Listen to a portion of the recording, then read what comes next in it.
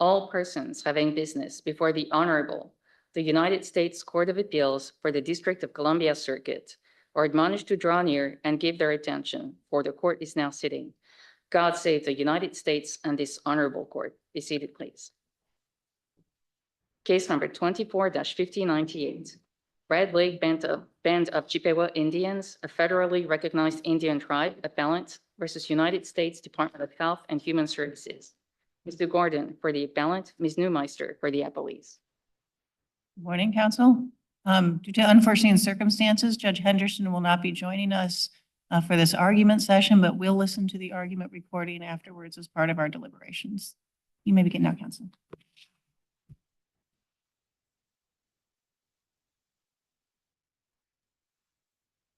May it please the court.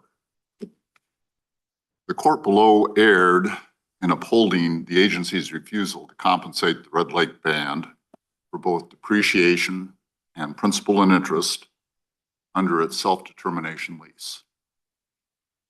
Principal and interest and depreciation are distinct costs arising from distinct causes and are incurred at different times. Principal and interest is a cost incurred in acquiring a capital asset, whereas depreciation is a subsequent expense that occurs when the asset declines in value as a result of use or obsolescence. Congress identified them as distinct costs in Section 105L of the Indian Self-Determination Act and in the parallel leasing provision in the Indian Healthcare Improvement Act. The agency concedes that they're distinct concepts. And indeed, HHS acknowledges in a Medicare regulation that they are distinct costs. Finally, the Bureau of Indian Affairs in its Section 105L leases, including one with the Red Lake Tribe, treats them as distinct costs. It might be distinct as a matter of technical auditing language, but in this case, they would reimburse the same underlying expense by the tribe, that is the cost of getting this building. Either you get the principal and interest or the depreciation, which again is the value of the building. So how would they put aside technical accounting principles and tell me what distinctly depreciation would get you that isn't always already covered by the principal and interest? Well, the principal and interest would simply reimburse the cost of the acquisition. Mm-hmm. When the asset is used, there's a distinct cost because it's being used. This court has said so previously. I'm asking you, in practicality, you acquired it for this service. And so if they essentially pay for the building, if we think of the principal and interest reimbursement, I know it's a little more complicated in different parts here, but if you think of the principal and interest reimbursement as covering the costs of the building, and depreciation covers the cost of the building in pieces over time, are they both covering the cost of the building? I only in a most non-accounting sense. In a non-accounting sense. I know, but I'm asking you in Well, a real buy real world sense. In a real world sense, no lesser in the private sector would lease a premises to a renter who says, you know what, I'll cover the costs that it took to provide this facility for me to use.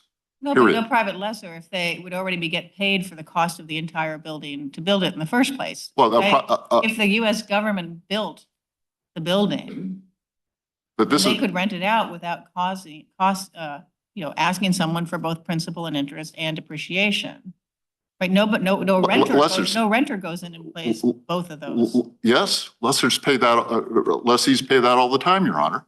In the private sector, every private lessor that's out there is going to get reimbursed for cost of acquisition, cost of depreciation, and they'll get a profit too. when the federal government leases from private lessors, it's paying all of that. It doesn't pay the tribes profit because that's not one of the components. This is already the government's building. It's not the government's building, The Your Honor. government, if you're getting principal and interest, they're paying for the building. It's the government Then pays for a lot. having you use it, and then you're getting you're only getting reimbursed for the cost of the use of the building, of the facility. No, if you buy planes from Boeing, Boeing has capital costs and depreciation too. Those are built into it, and it's not the case that the government owns those. The fact that the Congress has said, excuse me, isn't it the sorry. difference here that the government, by paying principal and interest, is effectively buying the building? They're paying the cost of acquiring the building. Correct? No, I don't agree When with they that. reimburse you for principal and interest, they are not. They're not acquiring the building. No, Your Honor. I'm not asking for a title thing. I'm asking if they're paying for the cost of the building.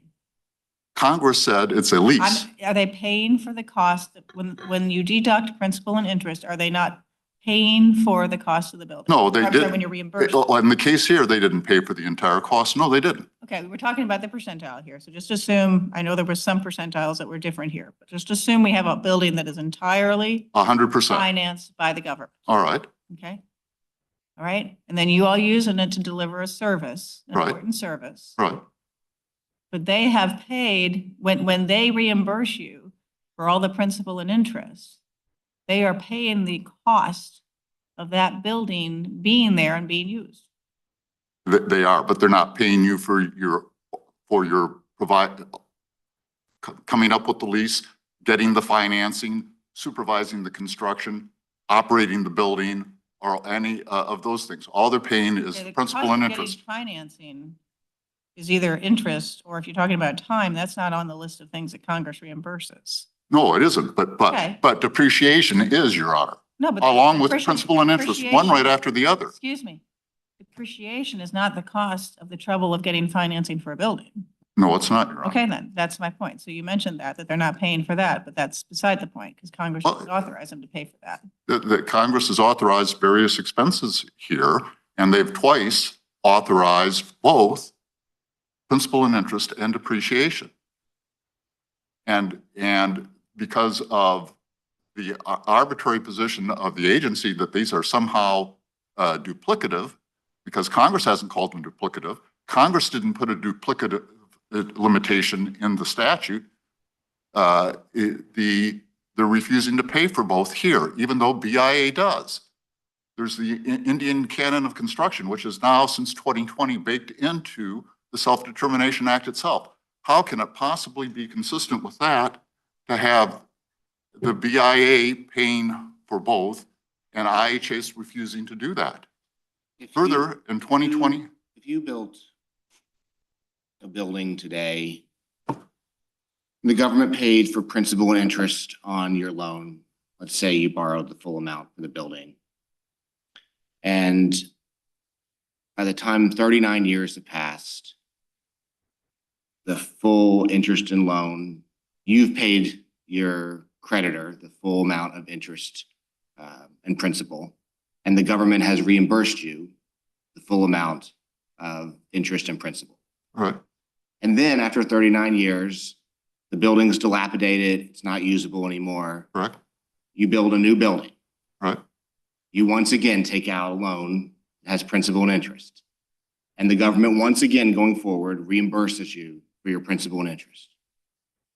And on and on and on and on. You could repeat this every 39 years. yes, It seems like there, you're out the principal and interest, but you then get reimbursed by the government for the principal and interest. So you come out even. So far, so good? you come out even. And then now let's say a different hypothetical. Right. Everything I just said, but Right. for those first 39 years, not only are you getting principal and interest, you're also getting depreciation value. Right.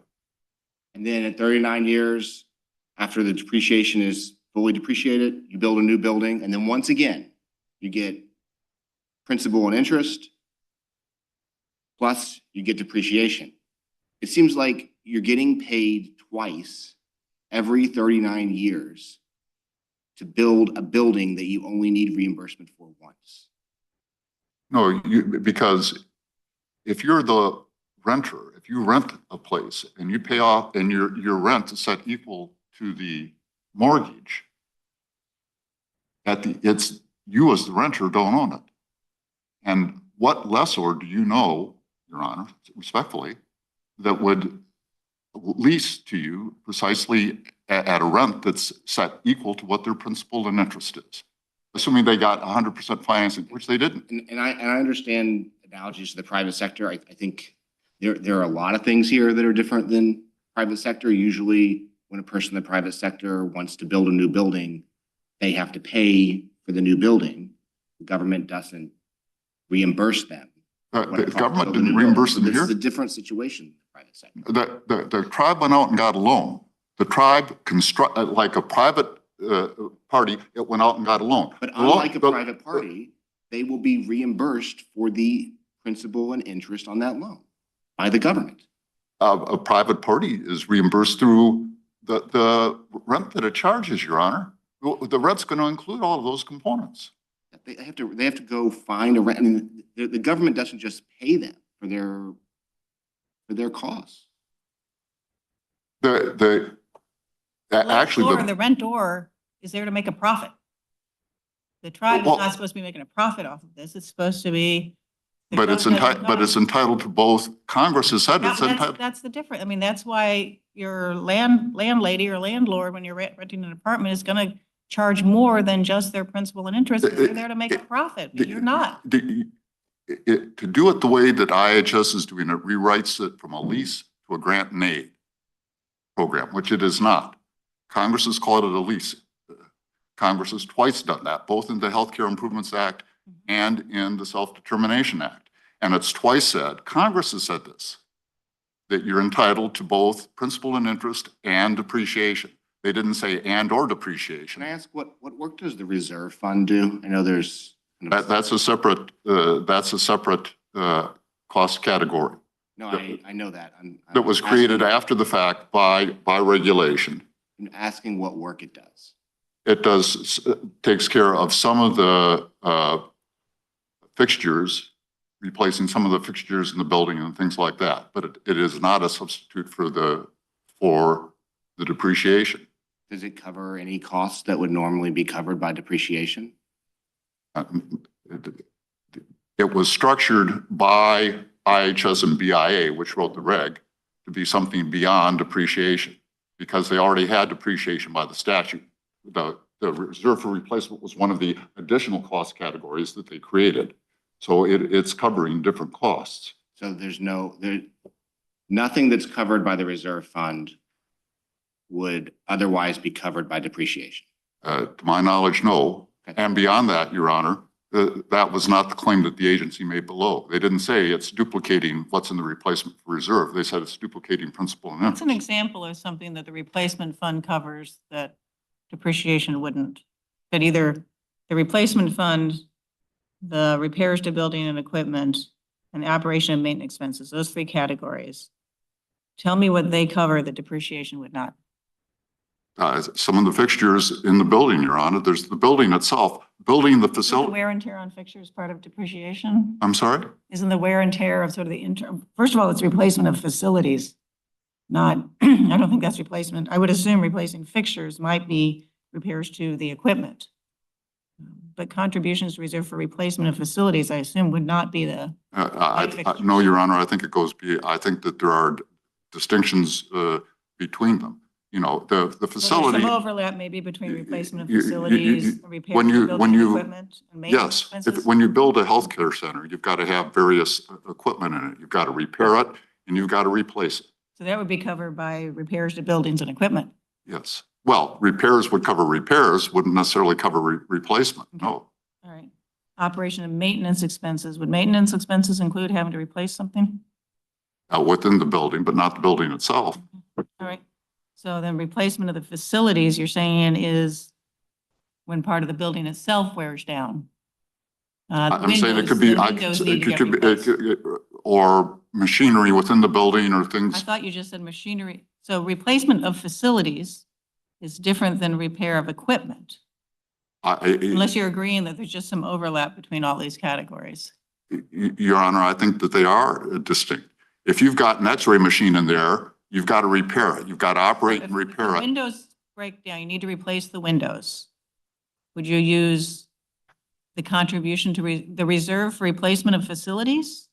Or would you use maintenance expenses, operation and maintenance expenses, or repairs to building and equipment? Which of those would that be? I don't know, Your Honor.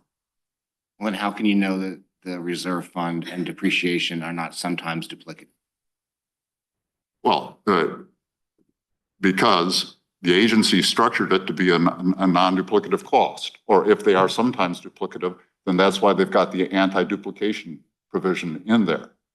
But the agency didn't assume. Some of these things on this, the regulatory list here of reimbursement things, some of them can be or will be duplicative of each other. I mean, they can overlap, surely some of these categories we've just now been talking about. When the agency added the additional categories, Congress specified 5. When the agency. Now, my question to you is, it sounds like you just agreed that some of the things on the list A through I can overlap with each other. Which seems on the face of it is possible that the ones, not the first ones, the ones that are statutorily enumerated, I do not agree can overlap each other. Mm-hmm. The ones that were added by the agencies may occasionally overlap each other. The agencies added those provisions and they added the anti-duplication limitation.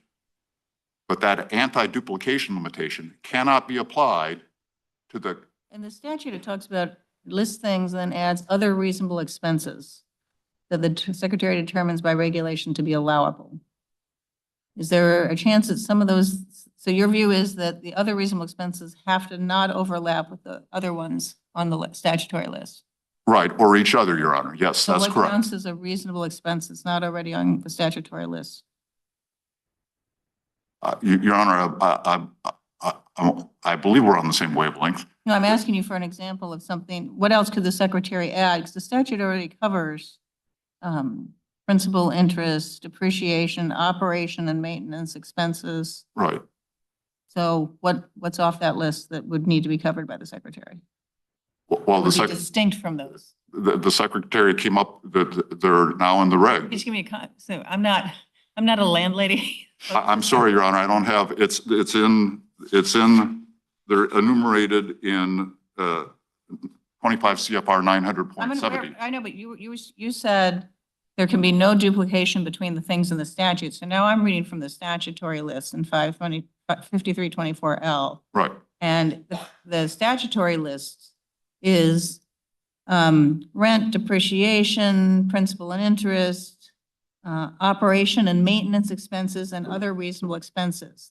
And so you just told me that those statutory ones don't overlap at all. So I'm just trying to understand, as someone who doesn't manage property like your client does, what are some of those, what other reasonable expenses was Congress envisioning that wouldn't be covered by the statutory list? I'm not sure that Congress had any in mind. It was leaving it to the agency, and the agency specified those in the reg in 900.70. But you said there can't be any overlap. No, I said as between the ones Congress has enumerated. Right, that's what I'm talking about. That's the list I'm talking about. There is no overlap. Okay, and then, but then Secretary's regulations can have some overlaps. May overlap with either the congressional ones or with the ones that if it overlaps with the congressional one, then they can't pay twice. Right. Yes, Your Honor, that's our position. Okay. Do you agree that the non-duplication provision is consistent with the statute? As we noted in our brief, the anti-duplication provision is permissible with respect to the other expenses that the Congress authorized the agencies to provide for. But no, the anti-duplication provision cannot be used to limit the expenses that Congress authorized. And did you Did you preserve that argument in the district court? We did, Your Honor. We argued that, and it's cited in our brief. We cite in our brief to where it was argued to the district court. I saw a cite to a document in the district court, but I didn't see where in that document you preserved. We made the same argument that they cannot use Can you can you show me?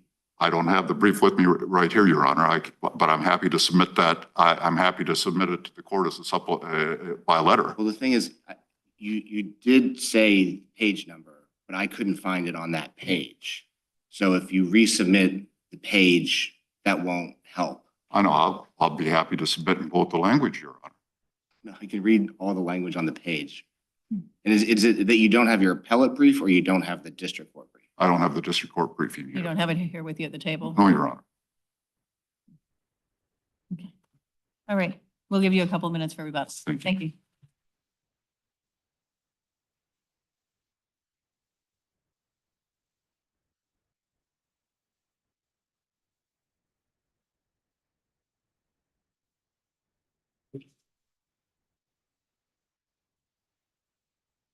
May it please the court, McKay Newmeister on behalf of the federal government.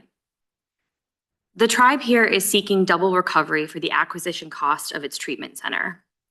$4.95 million in acquisition costs for the facility were financed by a loan. Now, IHS could either pay that $4.95 million in the form of depreciation or cover it in the form of principal payments on the loan. Our only point here is that IHS can't do both because it would be duplicative. Those are just two different ways of paying for the same acquisition cost. Now, there are various compensation elements that aren't contested here, like depreciation on the money that the tribe invested itself. That would total $856,000 at the end of the life of the facility. There is also no argument against the $3.27 million in interest payments that the government would pay over the life of the loan, or the $4.95 million in principal payments that the government would pay. The only thing at issue is whether the tribe gets an additional $4.95 million over again with respect to depreciation, but nothing in the statute or regulation entitles the tribe to that kind of windfall. I'm happy to answer any questions that the court may have. How are you defining duplicative? Because it is pretty basic accounting principles that principal and interest and depreciation are two very different things. They're not the same thing, which is what the word duplicative means. They might end up capturing some overlapping costs, but they are not the same concept. And we agree with that, Your Honor. Those are not the concept. Duplicative. The concepts are distinct, but the costs that that those different categories relate to are the same costs. And so looking at the statutory text, the secretary shall compensate tribes for the use of the facility. And so the question is, what cost elements are necessary to fully compensate for that use? And when you have different categories of compensation elements that are compensating for the same underlying costs, those are duplicative. To pay both of those would not be to compensate for the use, it would be to go beyond that, to give them double recovery and go beyond what is actually necessary to compensate for the use of this facility. I'm not sure duplicative is the right word for that. Duplicative means it's the same thing, whereas you're saying sort of getting more back than the cost of use. But that doesn't mean that depreciation and principal and interest are duplicative. They're not. They're very different measures, different ways of accounting them. They're just not duplicative.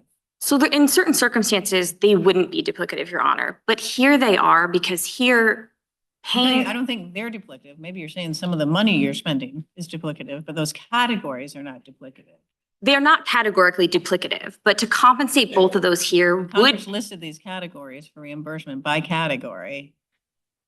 But in listing them, Your Honor, the Congress was just providing an illustrative list of the kind of compensation elements that might be appropriate for these leases under given circumstances. The language that Congress used is just such compensation may include, and then a list of things. But we know that those things are not categorically mandatory because they're simply not applicable in every case. For instance, here, there was no request for rent because there is no rent to be paid here. So we know that Congress was just providing a list of the various things that could be paid under these leases, but they can only be paid to the extent that they are necessary to compensate for the costs incurred in the use of this facility.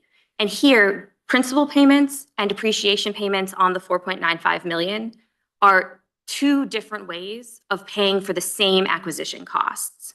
So with Come out to the same number mathematically?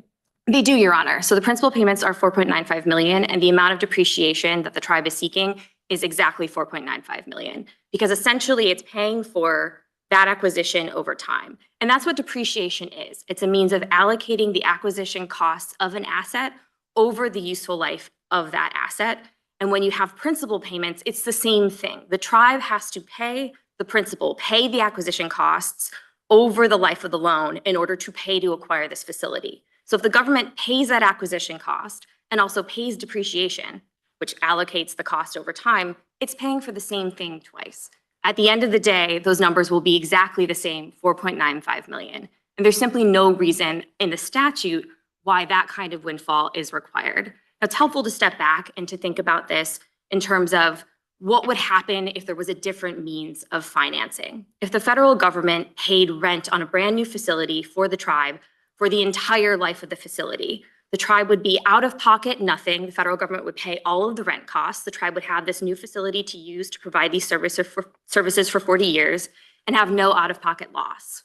Or if there were federal grant money, or if the government just constructed a brand new facility and gave it to the tribe has no out-of-pocket acquisition cost, no loans, no losses at all. It just has a brand new facility to use. And at the end of the day, it's gotten 40 years of use of this new facility. Yep. But under the tribe's theory, if they take out a loan, they're entitled to an additional $5 million. So at the end of the day, they're out of pocket nothing, and they've gotten an extra $5 million just because they chose to finance a facility with a So loan. if the government gives them a facility, we used in one of the covered forms, so they just hands them title to it. So they're the owners of it. They just got this nice gift from the government. They don't get depreciation on their gift, on their house. It's now their property. They don't, Your Honor, and that's clear under the regulation 900.70. I believe it's, Where's that clear in the statute? well, it's clear from the statute, Your Honor, because the statute is talking about the expenses of using the facility. That's The- exactly what depreciation is, an expensive use, not It's a- acquisition. it's So an- I'm not sure why, if you all just gave them a gift.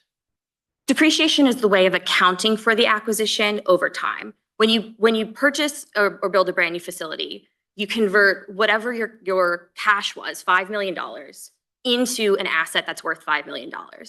Over time, that asset loses value. So depreciation restores your acquisition cost to you so that at the end of the useful life, we've accounted for the acquisition costs of that full facility. You Does get it that matter back. that the government is the one that paid the principal and interest? Imagine just a very wealthy person, very wealthy tribal member or whatever, dies and leaves to the tribe this building, this pristine new building, to be used for, healthcare.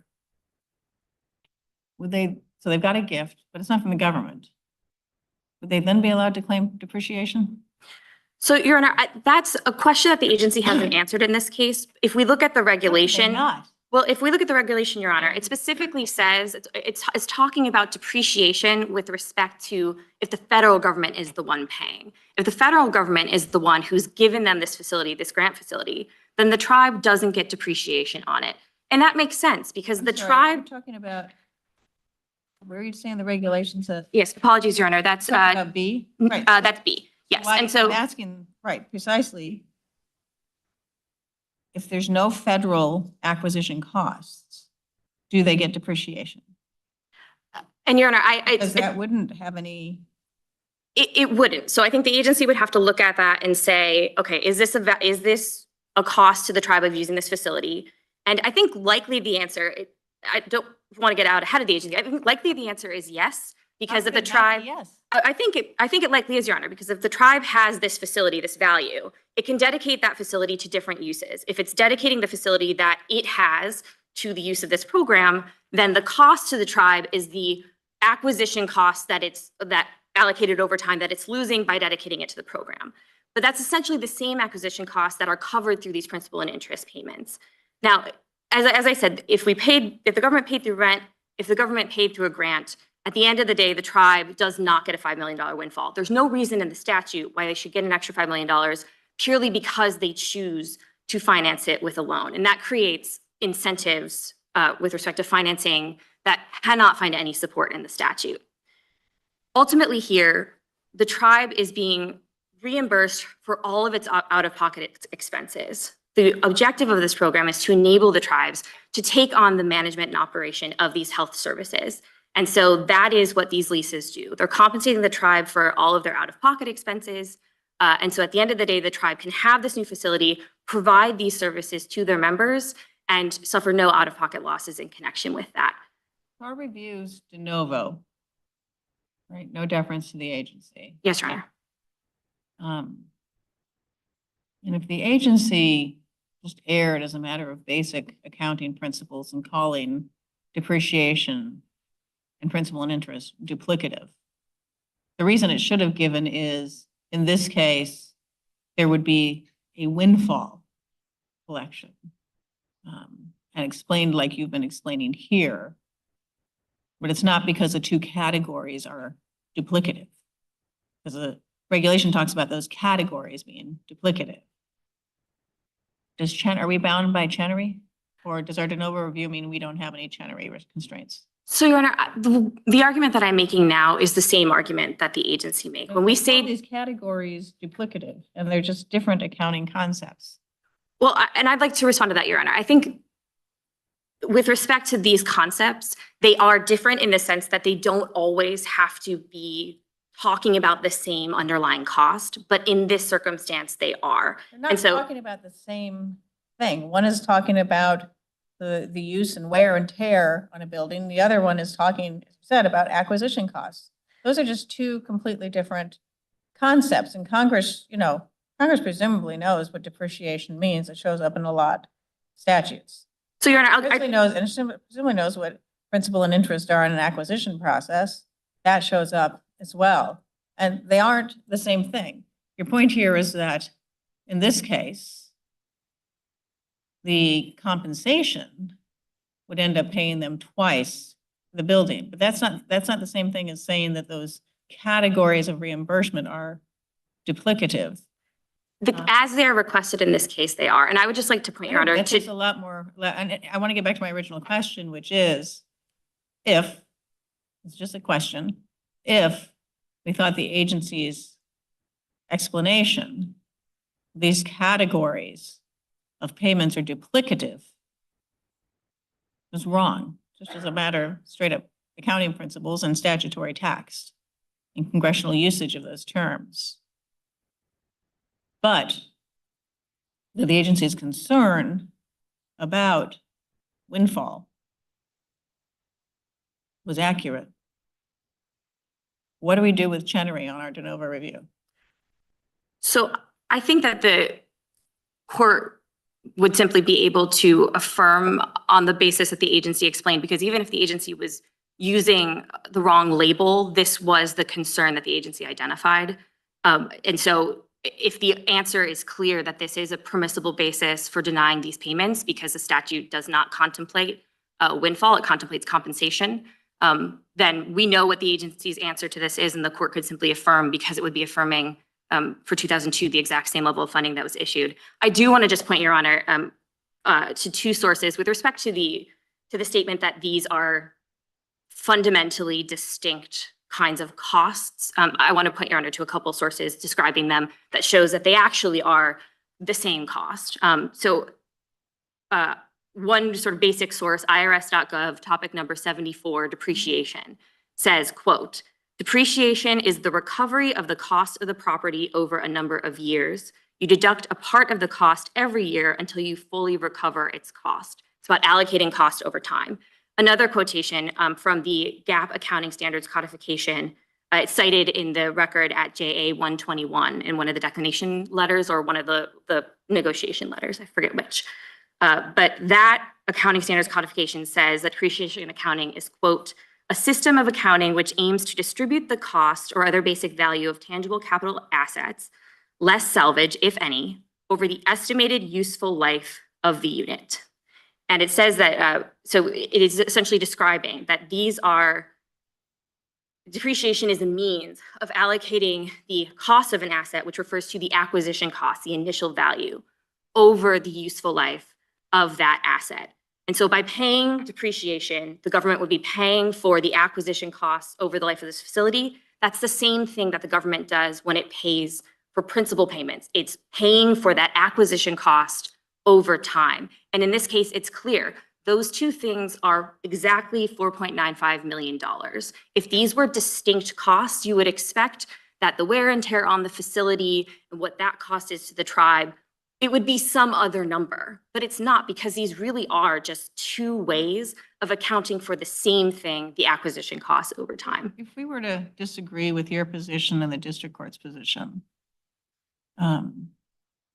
would these funds come out of the statutory program? So you ended up having, in your view, to pay them twice, in their view, paying them for two distinct authorized categories. Those payments would just come out of the program, right? Not the judgment fund? I'm not certain. Not a damages suit. This is in order to pay funds under the program.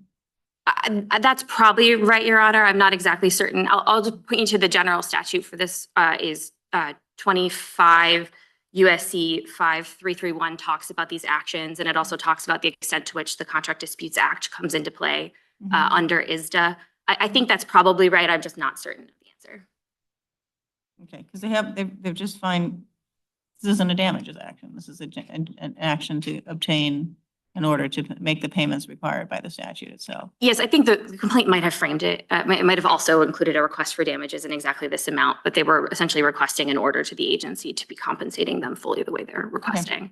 And for the reasons that we've explained, that would be inconsistent with the statute and the regulation. There's nothing in those sources that would permit this kind of windfall. It would go way beyond compensating them for the actual costs incurred for the use of this facility.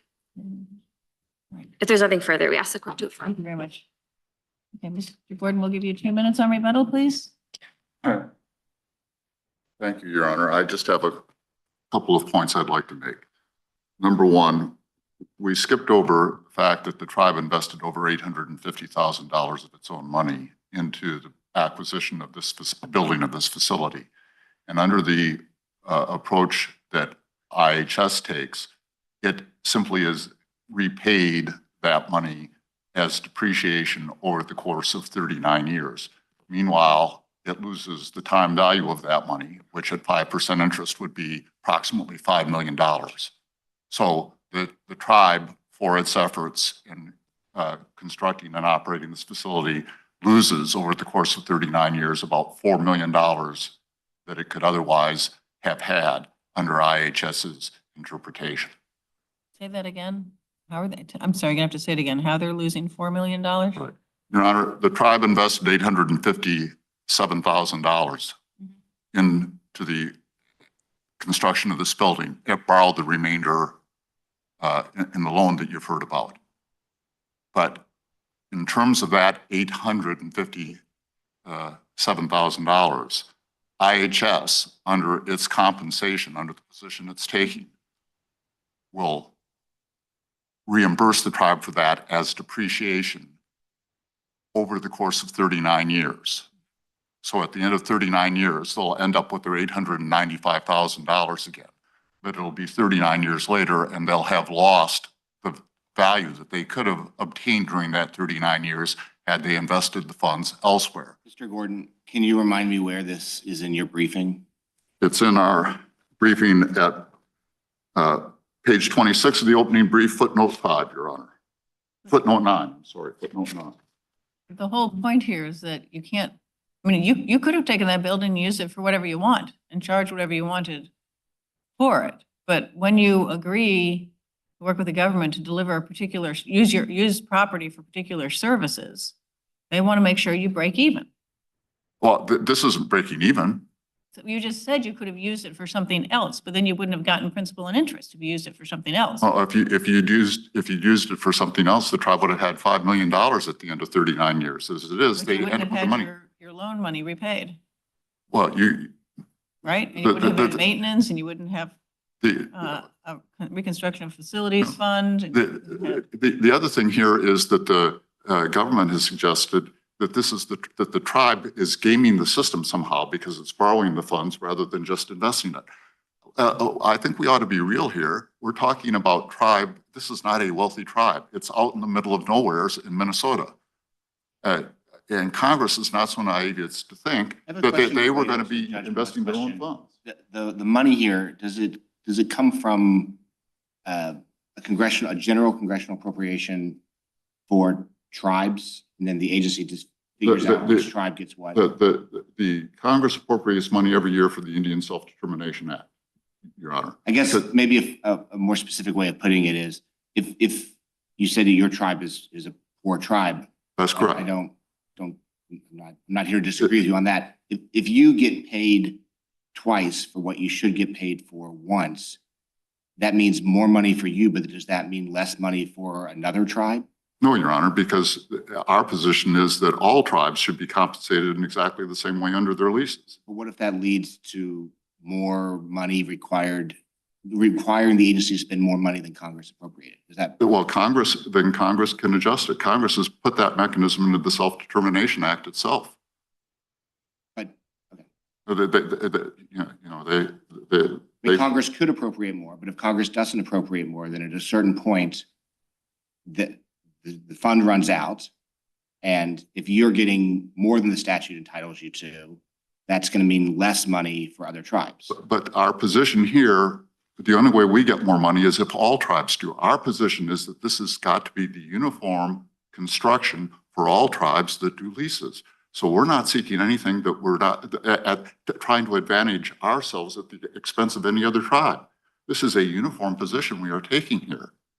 I get that it's a uniform position, but if that uniform position leads to the agency needing to spend more money than Congress appropriated, then the agency will have to. Then Congress will have to deal with that.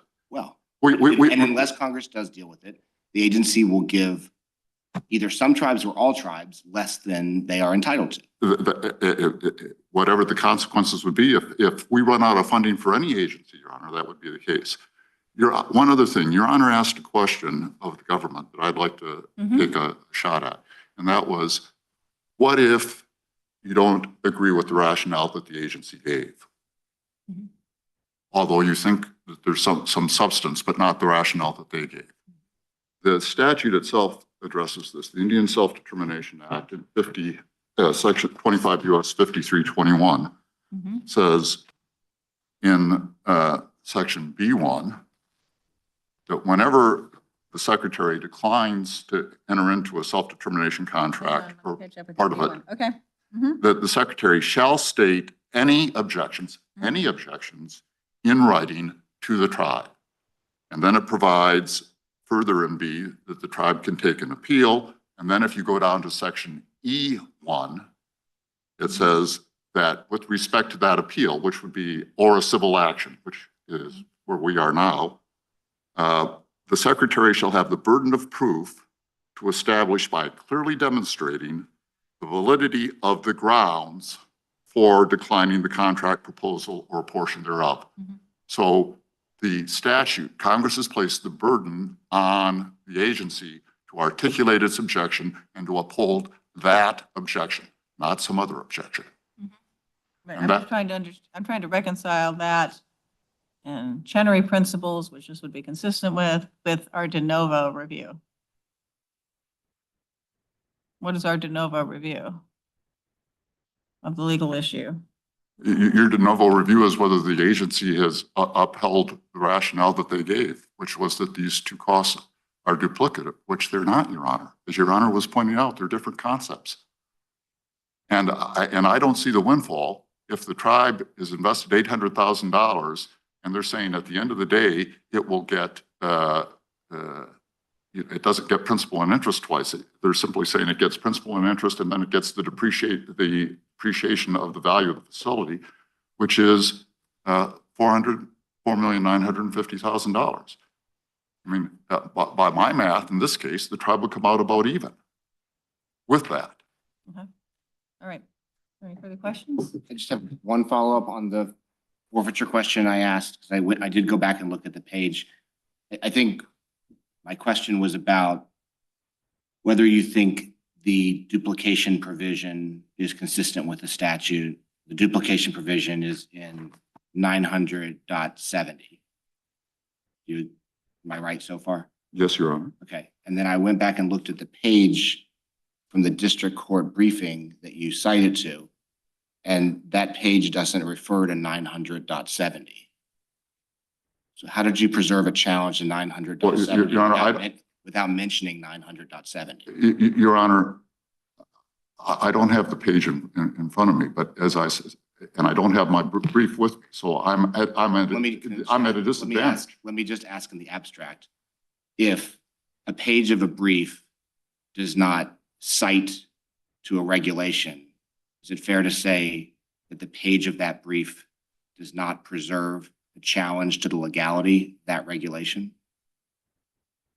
I have to see the language because, Your Honor. How could a page of a brief preserve a challenge to a reg's legality if the page doesn't cite the reg? If it challenges the concept of the regulation, it would preserve it, Your Honor. That's specific enough to preserve? I think it could be, absolutely.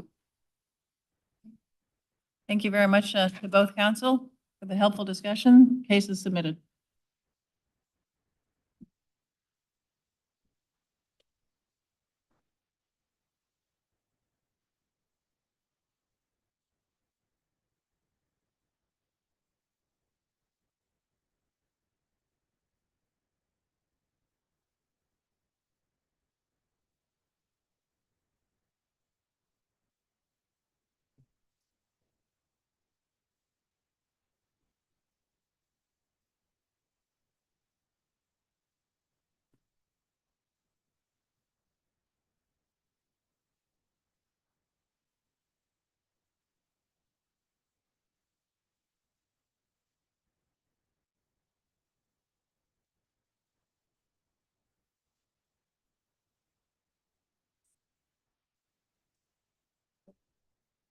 Case number 24-1003 et al. Alphabet Workers Union Communication Workers of America, Local 9009 Petitioner versus National Labor Relations Board. Ms. Campbell for Petitioner, Alphabet Workers Union Communication Workers of America, Local 9009. Mr. Silvera for Petitioners, Cognizant Technology Solutions U.S. Corporation and Google LLC. Mr. Heller for the respondent.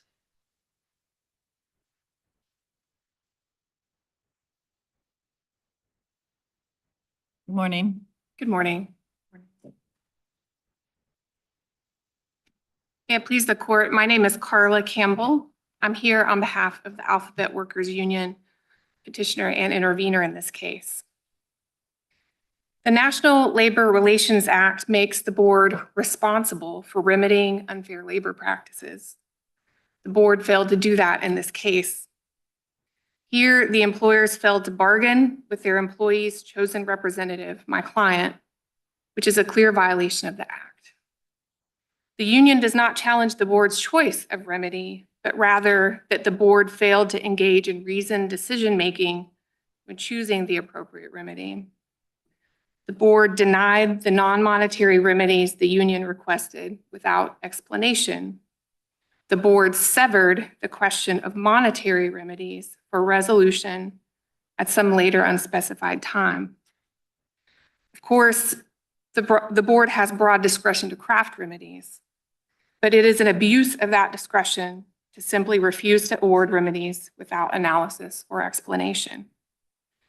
The award of what the board calls a traditional remedy, a bargaining order, does not excuse reasoned decision-making. Here, the board's rubber stamp award of a traditional remedy is an abdication of its duty to consider the requested remedies in light of the circumstances of this particular case. What circumstances in this case make the traditional remedy inappropriate? Your Honor, the complexity of this case with the joint employer question in particular makes some additional remedies appropriate. For example, What do you mean the complexity? This is a joint employer case. sure, I can use the example of a bargaining schedule, which was one of the non-monetary remedies that the union requested in its own motion for summary judgment. The question will inevitably come up in bargaining sessions when we get to that point. whether both employers have to attend every session depending on what topic is discussed, whether it be wages or benefits or some term or condition that the employer might or might not have control over. And so a bargaining schedule would have aided the parties in setting bargaining by eliminating some of those issues. And That's gonna all depend on certification challenge, as it would with any employer challenging certification. Sure, the bargaining order will apply to any challenge of the certification. And this is a test of certification. But the additional remedies, for example, the schedule would not necessarily come into play in a single employer that doesn't have the complexity of which employers have to be present for which bargaining session. That's an example. Do you have a view on whether the employer's petition here is moot, given that the contract has ended? Thank you for that question. The court asked in its motion about mootness in two particular instances. The contract is one. The union does not, because the employers have not responded to the union's information requests in addition to that go hand in hand with the bargaining. We don't have direct knowledge of the status of the contract. However, the statement of work that's in the record was extended over a number of years. The original term was 2019 to 2020. It was extended through 2022.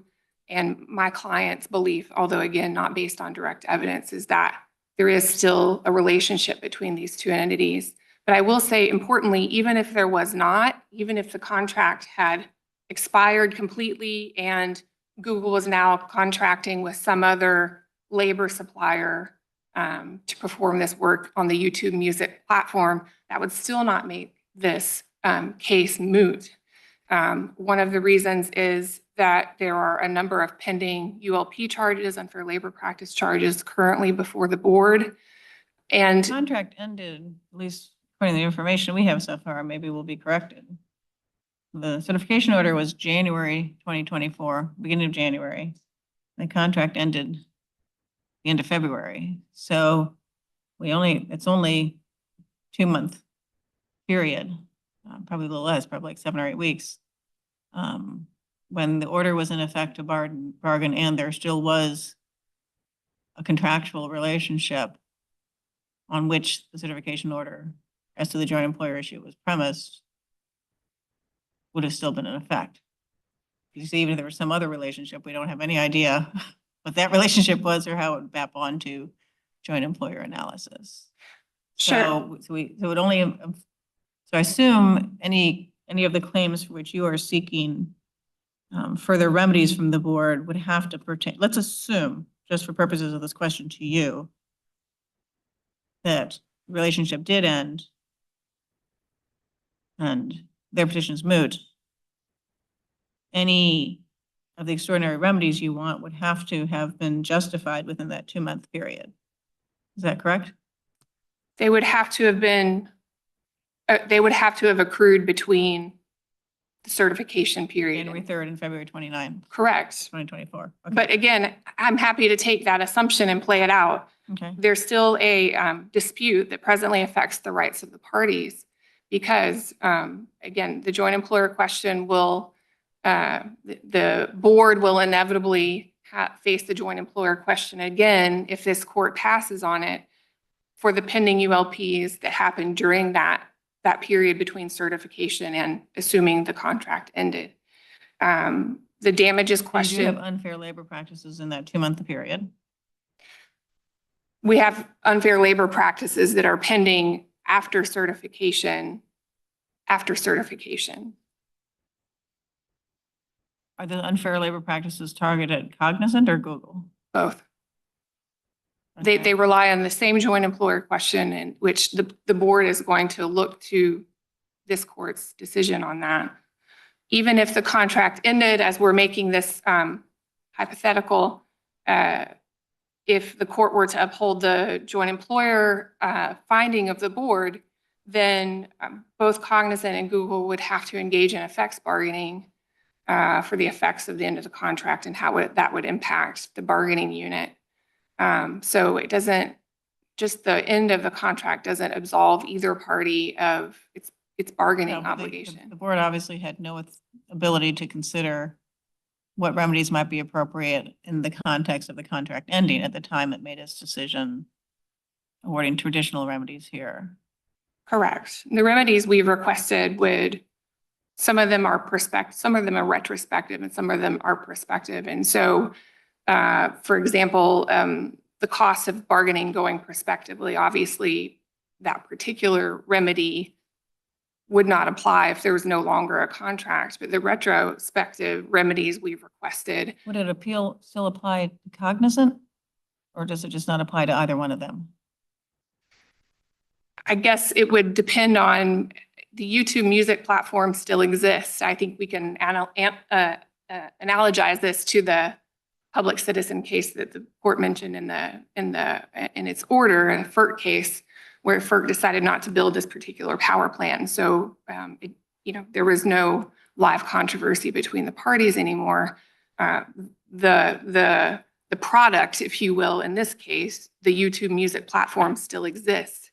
And so, it's not moot in the sense that that product has gone away. There's some group of workers that are still doing the work to keep that site up and going and largely error-free. So again, I apologize to the court that I don't have the contract. But again, even if the contract ended and Google hired some other labor supplier, that work is still ongoing, and it would, and the charges that are before the board would still be a live controversy. I think I caught the answer to this early on in response to one of Judge Millett's questions, but there are something like 60 Cognizant employees at issue in this case. Is that right? There were 41 that voted. I think there were closer to 50 in the actual bargaining unit. Okay, let's take those. Let's take those 50. Mm-hmm. You don't know if those 50 Cognizant employees are doing any work for Google today? I do not. The other issue that the court raised, the rescission of the 2020 rule, I'll just mention that as my time expires, that my understanding is that the 2020 rule is actually still in effect. The 2020, the subsequent rule, it's called the 2023 rule, has been vacated by a federal court. In any event, of course, the board engages in rulemaking to guide its own decision-making, but ultimately this court applies a common law standard. And so regardless of the rule that applies, then even if it had been rescinded, which I don't believe it has, it would not make the controversy moot. We'll give you a little time for rebuttal too. Thank you.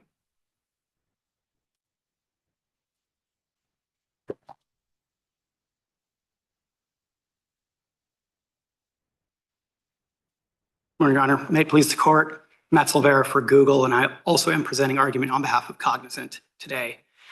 We're here today because the board misapplied a joint employer rule that they were actively seeking to replace. Let's start with mootness to see if we're going to talk about joint employers. Sure. We thought about mootness when we filed our opening brief because the contract did expire in February. Why didn't you raise the issue and brief it other than just dropping a little tiny footnote? Because we don't think that the case is Well, you moot. still have an obligation to help us understand the basis for our jurisdiction. And I think just dropping a footnote saying the contract that is the basis for the entire ruling here ended and not elaborating more. Sure. I'm happy to expand on it now. I apologize for that. It's not moot because, one, the board retained jurisdiction. Nobody gets to brief the other side of mootness. You're just developing it here now. Sure. So the board retained jurisdiction to issue a retrospective remedy. That's it severing the XLO issue. And so there's still a live dispute because there's a joint employer ruling that would be the premise for being able to issue that retrospective award if the court affirms the joint employer ruling. That issue is not before us. Right, but Severed issue is not part of the order on review. Sure, but this is still a live issue because again, if the court were to affirm the joint employer ruling, then that exposes us to that retrospective remedy. So there still is that live dispute there. A little bit of ripeness problem there. I don't think Imminence problem. well, no, and the other aspect of this You though, can challenge that if and ever they rule on that. well, but we wouldn't be able to challenge the joint employer ruling because you would have ruled them joint employer rule. And so if it's moot, What we if they need, decide that there's no retrospective compensation due? You wouldn't challenge that decision, right? we wouldn't challenge that decision, but we would have lost the ability to challenge the joint employer ruling at that point. This is our only shot to challenge the joint employer It ruling. would be doing no work. What's that? If, The joint employer ruling would be doing no work. well, the joint employer ruling has collateral consequences. As opposing counsel noted, there are other ULPs that have been filed that are seeking to essentially leverage the joint employer finding here, based, for instance, on the conclusion of the contract. So It's all going to have to be redone. if, It's all going to have to be redone to figure out, one, we don't know which unfair labor practices are targeted at which you or both of you at the same time, and whether they would still count as unfair labor practices if in fact, certainly if they pertain to a time period after the contract expired. Yeah. So put aside these remedial questions on the, put that aside. sure, Has the contract expired? yes, the contract expired on February 28, Is there any 2024. new contractual relationship between the two of you? No, not None as, whatsoever. not as to the YouTube music platform. Okay. Google, I still Are there believe, any cognizant employees working in the YouTube music platform, or have No. there been any since February 29th, 2024? none in this bargaining unit, certainly. I can make that representation. Okay, and so if we did not have them having preserved the Excello issue, would this case be entirely moot? Again, so long as the court is to vacate the underlying joint employer ruling per its usual practice and Sands and, under Munsingware, to allow Does it relitigation. apply to agency decisions? Well, in Sand v. NLRB, this court has applied that same principle and said, as long as you're vacating the underlying decision to allow relitigation of that issue, then that could work. But again, we do need that underlying joint employer ruling vacated. Otherwise, we're going to be stuck with it. We will have lost the ability to legally I thought challenge you it. just said that you can get that even if the case is moved. So long as the court vacates the underlying, yes, and Usually understand. that type of vacature is if mootness isn't caused by the party appealing. And here it's caused by the party appealing who ended the contract. I Why would you disagree. get the benefit of both? Yeah, I disagree. I don't believe that the mootness would be caused by the contract expiring. I don't think that is not the problem of the parties, right? You have a contract that has a set term. And when the contract expires, that doesn't mean that we are the ones that rendered the issue moot. I mean, we do have these other remedy issues, but beyond that, it's a contract that expired of its own terms. That's different from terminating You had a employees. practice of extending it until the National Labor Relations Board said Google was a joint employer and then it wasn't extended. I think there had been 2 or 3 extensions, right? But they were yearly. I mean, the way this contract was set up was to allow the parties to consider every year.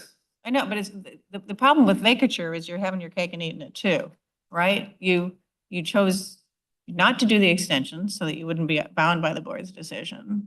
But then you also want to come here and say, our ability to challenge that decision has been terminated through no action of our own. As I said, we're not advocating mootness, right? And we don't think that it is moot.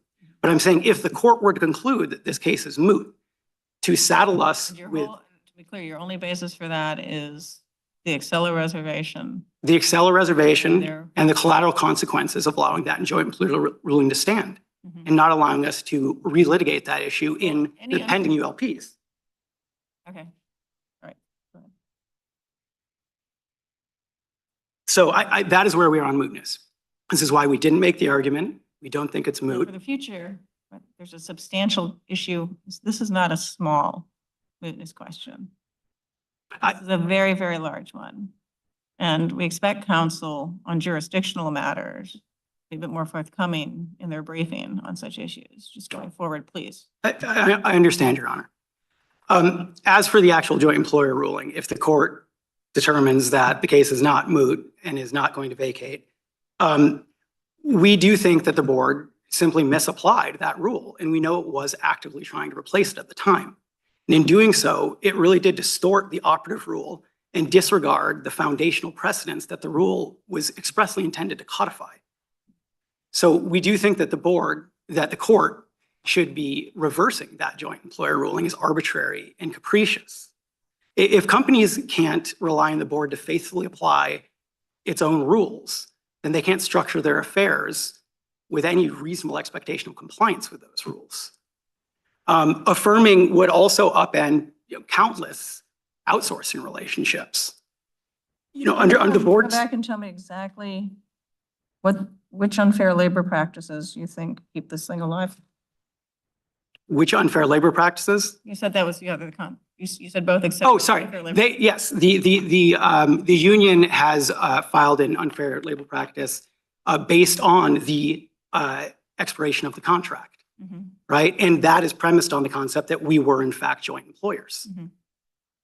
So if we can't challenge. Has the board ruled on that? No, the board has not. The board is waiting on that, in part because we have this joint employer ruling. So again, we're not going to be able to challenge. That is not before us. That is not before, That but does not save this case from mootness. well, it does in so much as the collateral consequences. But again, if we vacate the board's decision, Yes, then that decision would have no collateral consequences. And in the new unfair labor practices about the contract expiring, you could make all over again the argument, which you may very well win, that you were not the joint employer, and nothing about this dispute would get in the way of you winning that dispute. correct. So long as the joint employer ruling is vacated, that is essential for any sort of mootness determination here. Okay. So you didn't argue mootness here because I'm still confused about it because the whole premise is we want it vacated, which is dependent on mootness. It still seems odd to me that you didn't argue mootness and argue for vacature. Well, because we didn't think it was moot because of the fact that the board had retained the right to issue a retrospective remedy. But that would disappear with any mootness. Well, no, not if, well, unless the court were to vacate the joint Right. employer. Well, that's not- Yeah. Okay. Very confused. So, as for the joint employer ruling, if the court wants to hear about that as well, I mean, the fundamental problem here is that in 2020, the board created a rule. It created its joint employer rule. And then Do you agree that governs this case? yes, we do agree with that, That the is governance in- case. Is that rule still, you agree that rule is still in effect? For That purposes of- is in effect. When the Eastern District of Texas vacated the 2023 rule, it also vacated the aspect of the 2023 rule that rescinded the 2020 rule, which means the 2020 rule comes back into place. So the 2020 rule is the operative rule. Now, when the board reached its determination in this adjudication, it noted that it was had put out a notice of proposed rulemaking for the 2023 rule.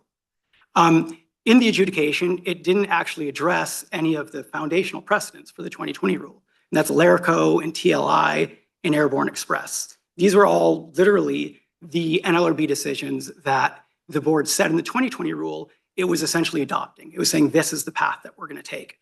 We cited all those cases when we filed our request for review with the board, and they didn't distinguish any of them. They didn't take them on in any way. Yet in that same notice of proposed rulemaking, the board said, you know what, we disagree with TLI and Larico in that line of cases. So we have fundamentally, they were not applying the rule that had been passed through the 2020 rule. And you can see that when you actually walk through the various sub-findings on the 3 essential terms and conditions of employment that they said supported a joint employer finding.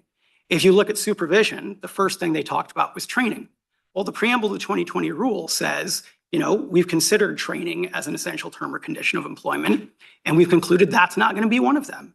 They settled with 8, and they said those are the 8 exclusive terms and conditions of employment.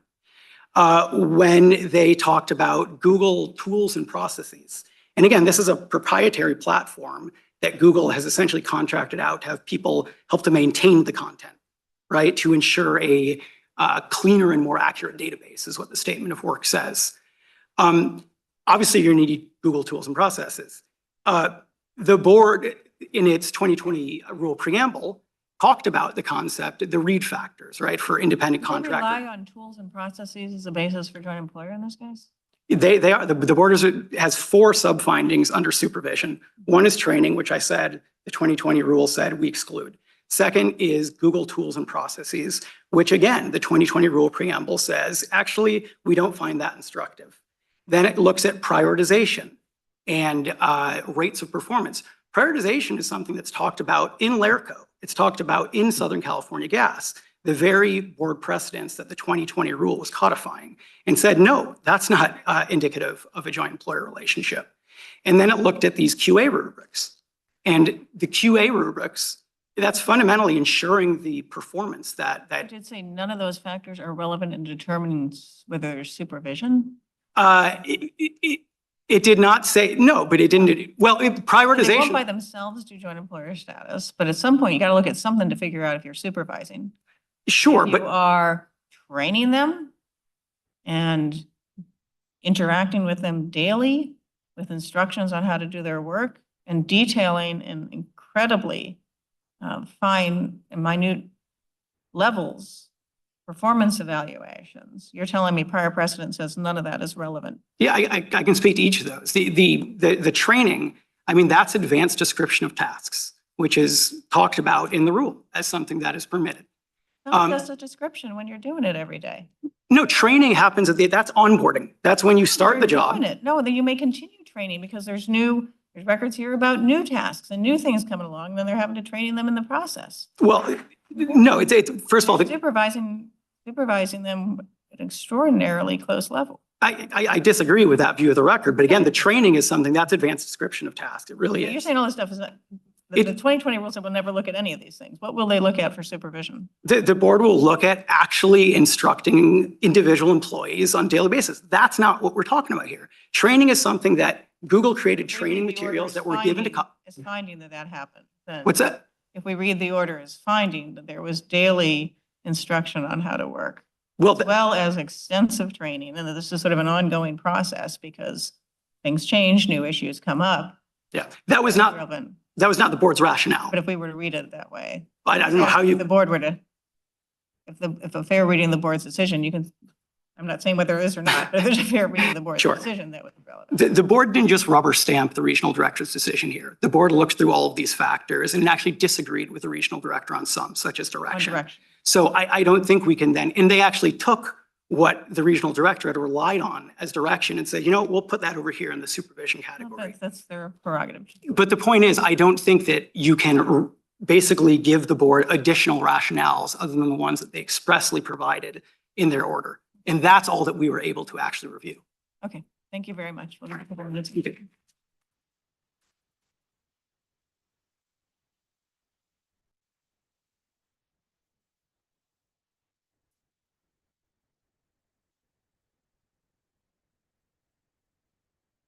Good morning, Your Honors. Joel Heller for the National Labor Relations Board. I will start with mootness. If the court would like to hear our view, I assume they did. So we also believe this case is not moot for many of the same reasons that have already been stated. It actually is clear from the various statements made by the other councils that we just don't know on the basis of this record whether this work is still being done by cognizant employees. That can be determined in a subsequent compliance Even if it's proceeding. being done by cognizant employees, if it's no longer under the contract that was under review and there's no contract, I'm not quite sure how cognizant employees are doing it if there's no contract at all. There's going to be, someone needs to figure out what on earth is going on and then analyze what on earth is going on in light of the joint employer rule. You couldn't rest on this record. Is that correct? That's correct. And also on this. Decision made on this record is moot. But sorry, my point was not that we don't know if not only that we don't know if there are cognizant employees doing this work, we don't know if if this contract was extended. I mean, I know Google says it hasn't been, but there's nothing in the record one way or the other on that point. That is something that could be determined in a subsequent compliance proceeding before the board. They could say there's no contract. This is essentially an impossible remedy. But on this record, we don't know that. But even assuming that there is no contract. Newspaper articles about layoffs of employees and termination of the contract. There's newspaper articles about the layoffs of those employees, yes. Mhm. there may be other employees. But even, so let's Would assume, the existence of a contract be relevant to whether there's a joint employer relationship and the terms of that contract? there doesn't, if your question is, does there have to be a contract in order for there to be? That is not the question that I Okay, asked. sorry. No, I'm going to say it again. Could you say it again, please? Would the existence of a contract and its terms be relevant Yes, in analyzing joint employers? yes. Okay. And we agree that it seems to me there's no dispute. I assume you don't. I mean, there's articles about this. There's no basis for including, accusing counsel here of misrepresenting anything. That there's no, the contract on which this decision was based is gone. That Okay. is gone. They don't have they don't have a contract with Cognizant, full stop. Don't have a contract. And so if there could be humans there that used to work for Cognizant that are still at Google, I don't know.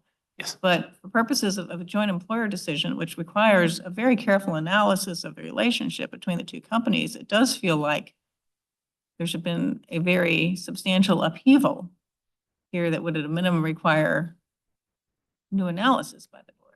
So I think if all of that is true, there's still a live controversy here because based on the order in this case, there are other remedies besides the direction to bargain, the present order to bargain, that go to Google if Google is a joint employer. So the union's petition might not be moot, but Google and Cognizant's petition for review would be moot. I don't think so, because in addition to the order to bargain, there is the order to post the remedial notice or to mail it to the former employees.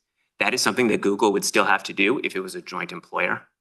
There's an ongoing cease and Does it have desist to be order. a joint employer at the time it does that posting and mailing? Would it have to? No, I don't think so, because it is saying this, it is saying. What does the notice say? It says a variety of things. It's in the board order. It says that we will not refuse to bargain with Alphabet Workers Union over this. How is that not going to be mooted if in fact?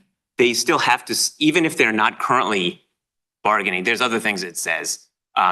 I know, but the poster's going to be inaccurate. I don't know what they're supposed to post. Let me take a look. If there's no union and if the unions, if the employees that the union was elected to represent aren't there. But it shows based on the, and there's no contract basis for it. there's a statement of employee rights that is in, I'm sorry, I'm trying to find it so I can get your exact language. Here. I think it's, are you at JA 27? I am at the 4th page of the 2024 order appendix notice to employees. Is that what you're looking at? I apologize. I don't have the JA number with me. I'm sorry. Sorry, is it the 2024 order? The 2020, the last page of the 2024 order. That starts appendix notice to employees Yes. posted by order. Yes. Yes. Okay. So it says federal law gives you the right to form, join, and assist a union, so on, so on. So can I lead a little bit and ask, and instead of you saying instead of you pointing to parts of it, let me point to parts of it, and then you tell me why it's still not moot.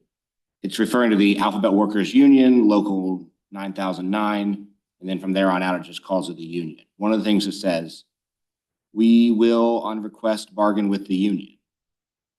I mean, how can Google on request be required to bargain with the union when the union's employees are no longer, when the union's members are no longer Google employees? So I think that doesn't, if you're correct on that, then I think what that means is perhaps that not everything in the posting is correct anymore, but that doesn't mean they don't have an obligation to send the notice, and that perhaps the notice will be They would have an amended. obligation to send an incorrect notice? No, not necessarily. They could just amend it unilaterally? They couldn't do it unilaterally. I didn't think you would. I would not go that far. But for example, in cases where the board wins in part and loses in part, and we have to do a Rule 19 judgment, sometimes that would involve we would send along with our proposed judgment a proposed notice, and we could essentially conform the notice to the finding of the court, so that and they would be able to file a response, and the court would of course rule on however it would like. I would point out also that, But if we just do what you want us to do and deny the petition, correct, then we would not be putting you under any legal obligation to amend this incorrect notice.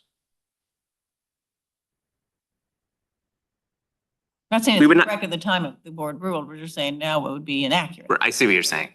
or I think that is something, confusing. Very confusing. yes. I We have mean, new employees in Google who want to be represented by a different union, and then they're being told that this is the union without them having. right, so that is something I guess we would have to figure out. Okay, so the bargaining order, so what else?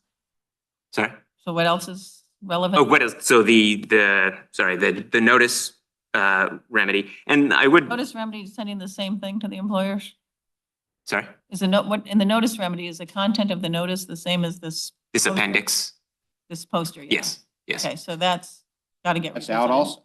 That's got to get revisited. Revisited, I'm not sure it's out altogether, Mhm. and that's it. Also, there's an ongoing, sorry?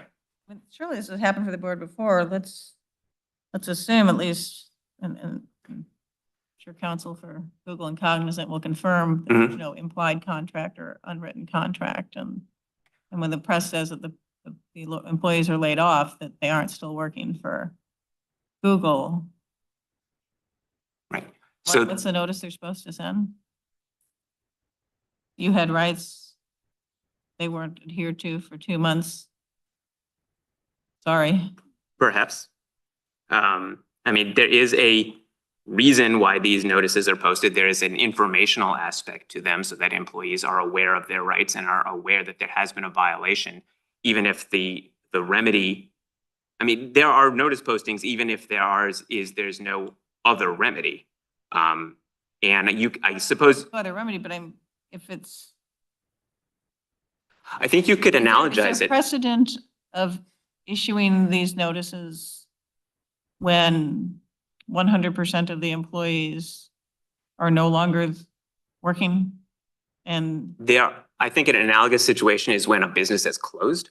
Mhm. There was a recent decision out of the Second Circuit Mhm. where it was a school, and the school claimed that it had closed. They no longer had any employees. Mhm. And the facts aren't exactly the same because, Tell me why they aren't exactly the same. because the question in that case was whether one of the questions in the case was whether there should have been an election at all. Mhm. And whereas no one disagrees there should be an election here.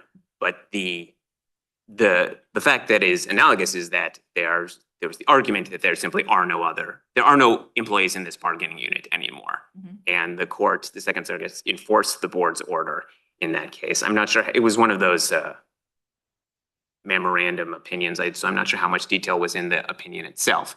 What was their rationale? That, I think similar to what I was saying, is that there's this informational aspect to the order, that providing the employees with notice of their rights, notice of the violation that had occurred. Well, Cognizant could send the notice. Right? But both Google and Cognizant violated the act. And so it's Well, important. presumably they don't both have to mail the notice, even if the contract were still in effect, only one of them has to send it, correct? Did you say they both have to send it? Everyone's gonna be getting all this mail, duplicate mail? That can't be right. And presumably Cognizant is the one that has all the personnel record information, including addresses of employees to mail things to. So the question here is whether Google's a joint employer, not whether Cognizant was an employer. Cognizant That's correct. disputed That's that. correct. So that remedy could still run against Cognizant if one were to think, put aside that the notice might have to be rewritten. Or it could just be coming from Cognizant. I don't know. Cognizant hasn't disputed that. So might be Cognizant right. can issue the notice. I assume in joint employer cases, they don't both duplicate sending notices. I wouldn't think so for the reason you said, but I guess I All can't right, say so- 100% for sure. Even if a notice still has to go, Cognizant can send it. I think this doesn't mention. And so what's next? I think it would be signed by, the notices are typically signed by representatives from the employer. So it might be that both Cognizant and, even if it's just one copy of the notice, maybe both Cognizant and Google representatives sign it. So other points, I know been through this with the other council, but there are these other pending unfair labor practice charges that are being investigated before the board. And Google's liability under those would be keyed to its finding as a joint employer. There's the severed make-whole remedy, and if the board subsequently does issue that remedy, the scope of Google's monetary liability under that remedy would depend on whether it was a joint employer. Is it right that because this all feels like stuff we don't have the right record in front of us for to decide any of these issues, and it seems like would be deciding an issue that it just doesn't reflect the facts of the case as it comes to us. If we send this back and vacate it, well, let's just put aside vacature first. If we send it back to the board and say, the world has shifted here, whatever the relationship is, if anything, it's nothing remotely like, as best we can tell, what it was before. You all need to do a do-over here. Would that do-over include a fresh determination of this? Because certification issues are forward-looking. Wouldn't you have to do a fresh determination of whether, as of the date the board looks at the case again, let's just say 6 months from now, there is still a joint employer relationship? I think only as to the prospective aspects of the remedy and the bargaining aspect of it, but not as to these other remedies we are discussing, because they have to do with. Vacated, you would have to, in determining these new remedial issues that didn't exist before the contract ended. But they did exist before the contract ended. I believe these other, the liability for make-whole relief, if the board orders that, That's a reserved issue. Sorry? That's the reserved Yes, issue. the separate issue. Correct. Part of this case at all. The merits of it are not part of this issue at all, but how much Google would owe under that remedy if the board issues it depends on whether it was a joint employer at the time it was refusing to bargain. And that's I get as to the remedies that are before us now, that would be one analysis. Yes. But as to something, let's say 2 years from now, the board gets around to looking at that issue. Does it not have some obligation to look at it under the circumstances of the time it's ruling? because it looks at it at the time the violation occurred. So if there was a refusal to bargain while the old contract was still in effect, then the joint employer status of Google and Cognizant is determined based on the facts then in existence at the time of the violation. Show some make-whole remedy for 2 months? And the board's going to decide that somehow something extraordinary happened in the certification challenge to make make-whole remedy appropriate when the certification only existed for 2 months? If the board does issue that remedy, and we're assuming that there is no more contract. It'd be a great case to take on for Excello, wouldn't it? Where there's only a 2-month relation. I mean, you're going to have a lot of issues to deal with, and let's do it where there's only a 2-month relationship. I don't know what make-whole remedies someone's going to get for 2 months. If it is Someone wanted to challenge the certification. I mean, the board would really, I'm sorry, that may all. I will say I will have a lot of questions in that case. I'm sure you will, and I'll be here to answer them, but I don't think any of that actually goes to the mootness point, because you can say, well, it would be silly for the board to issue a remedy for only 2 months worth of failure to bargain, an Excello remedy for only 2 months of bargaining. But if it was going to make that silly choice, then it would be doing so based on the relationship that existed between Google and Cognizant at that time. And so that's why Well, I understand that but question there is some- still live. In mootness analysis, is there not some level of rationality that we could assume on the part of the agency? Or not? Yeah, there's a right, whether it's Article 3 ripeness,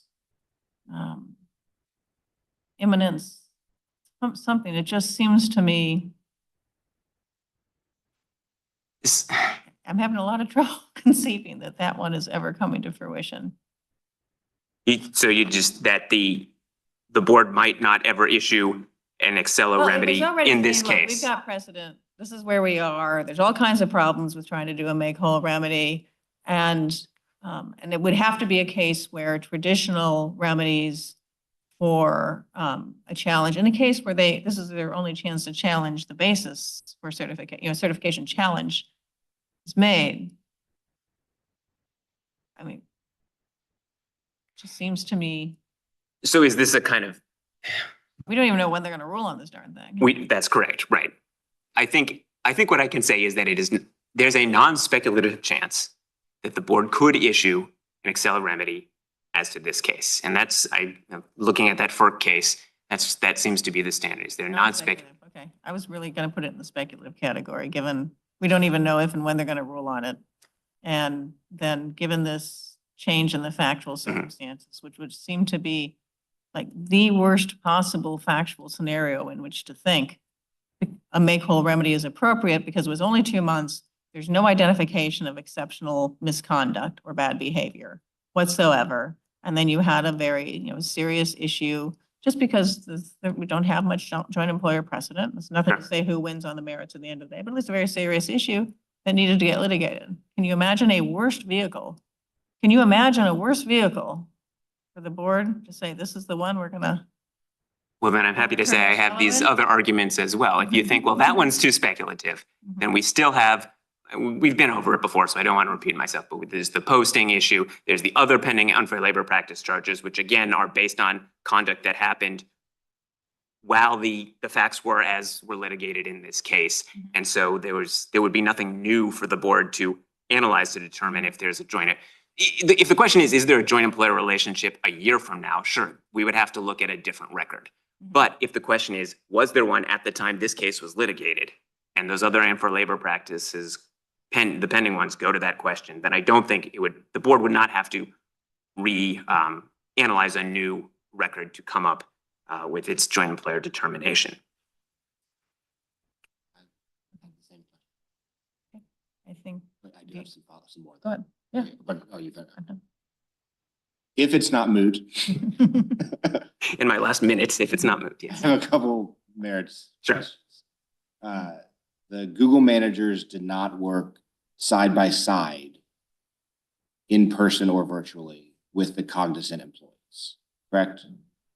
They didn't work side by side. This was largely a remote workforce. There was plenty of interaction between Google managers and the Cognizant workforce through emails, direct messages, those kind of things. The Google managers did not provide oral instructions on how the Cognizant employees would perform their jobs. Is that correct? That is not correct. No. What oral instructions did they give? They instructed, the board's finding was that Google instructed Cognizant employees how to perform that work. We see that at the outset, when there's training at the outset, we see that as there are new assignments new projects being assigned. And for example, there is testimony where Cognizant employees say, well, when Google was introducing a new workflow, I think is the name, that we would watch them do the work so that we would know how to do it. There are emails between, you look skeptical. Well, only because everything you've said, including emails, sounds like it may very well be not oral instructions. Oh, you're drawing a distinction between oral versus written? Yeah. I'm not saying it's a distinction that's going to decide the case. Yeah. But I was just trying to get the facts straight. I think that the Google brief says that Google managers did not work side by side with Cognizant employees in person or virtually as they completed tasks, providing, quote, oral instructions on how to perform their jobs. And if that's wrong, let me know it's wrong. Let's see, is there any examples of oral instructions versus written instructions?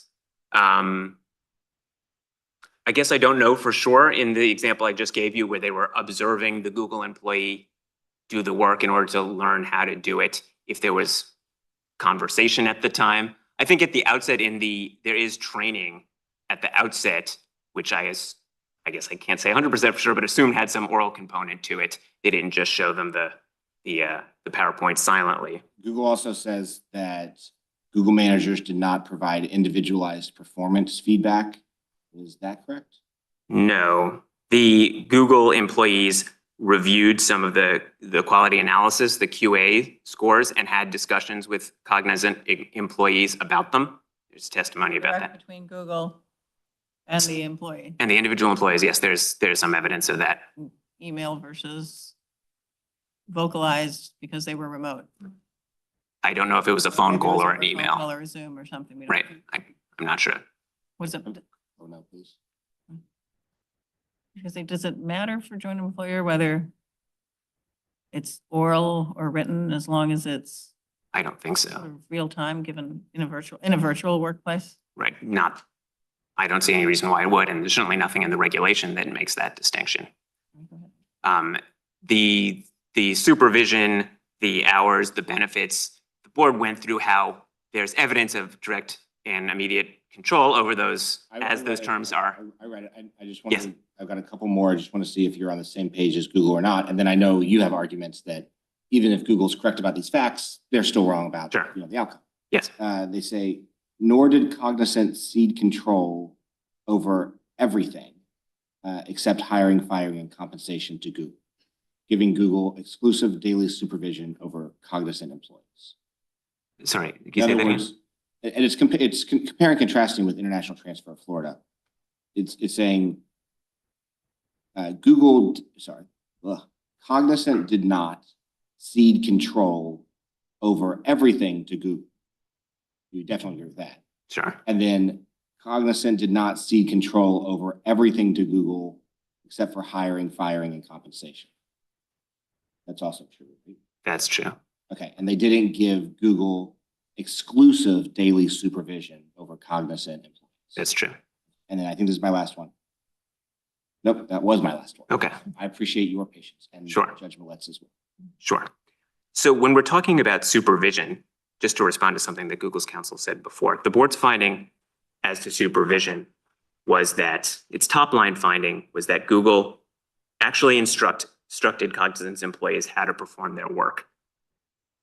So the top line finding was instruction. There's components of that, examples of the training and the tools and resources, but those were not the board's independent reasons for finding supervision. It was going through instructions, and we have specific examples in the record of those. And again, maybe they were oral, maybe they were written, I don't know. Here's a written one where a Cognizant employee asked a Google counterpart, could you give me some specific protocols on how to do this particular task? It was if there was missing lyrics on one of the YouTube music entries, and the Google employee responded with a link saying, here it is, here's the specific protocols. There's this Google created resource that Cognizant employees use that provides what a Cognizant employee called very specific guidelines as to a variety of tasks. We talked about how they observe the Google employees do the work so that they know how to do it. This all goes to the details, control over the details of the performance of the work, which is how the supervision is defined in the regulation. Like you said, you've read the briefs. There's plenty of evidence as to the performance metrics that Google sets, as to the qualitative rubrics that Google creates. And one of the questions in the QAs that the Cognizant people are supposed to answer is whether when performing the tasks, whether the task protocol was followed. So Google on the front end is setting what those protocols are, and then on the back end, they're telling Cognizant you need to evaluate and appraise the work based on whether they have conformed with those protocols that we have set. What should we do if we think the board was right about the board found that supervision hours and benefits factors supported joint employment? What should we do if we find that they were right about one or some of those factors and wrong about one or some of those three factors? Sure. Well, as a legal matter under the regulation, you need one or more of those essential terms and conditions. So as a legal matter, there could be a joint employer finding based on only one of those. I think if the question is once the board has made its finding, you knock out one of them and keep the other two, or two and one, or what have you. I think generally what would happen is remand to the board to reweigh the remaining factors and see if it comes out the same way. I think it's instructive when making the distinction between what counts for joint employer status and the things that are objectives, basic ground rules, all these words that Google is throwing around, to look at this court's decision in Browning-Ferris when it sets out a couple examples where it says this would not count as joint employer evidence. And that's things like global oversight, an advanced description of the tasks to be performed. And I think the facts here show that Google's control doesn't fit into those boxes. It's not solely an advanced description because it's ongoing.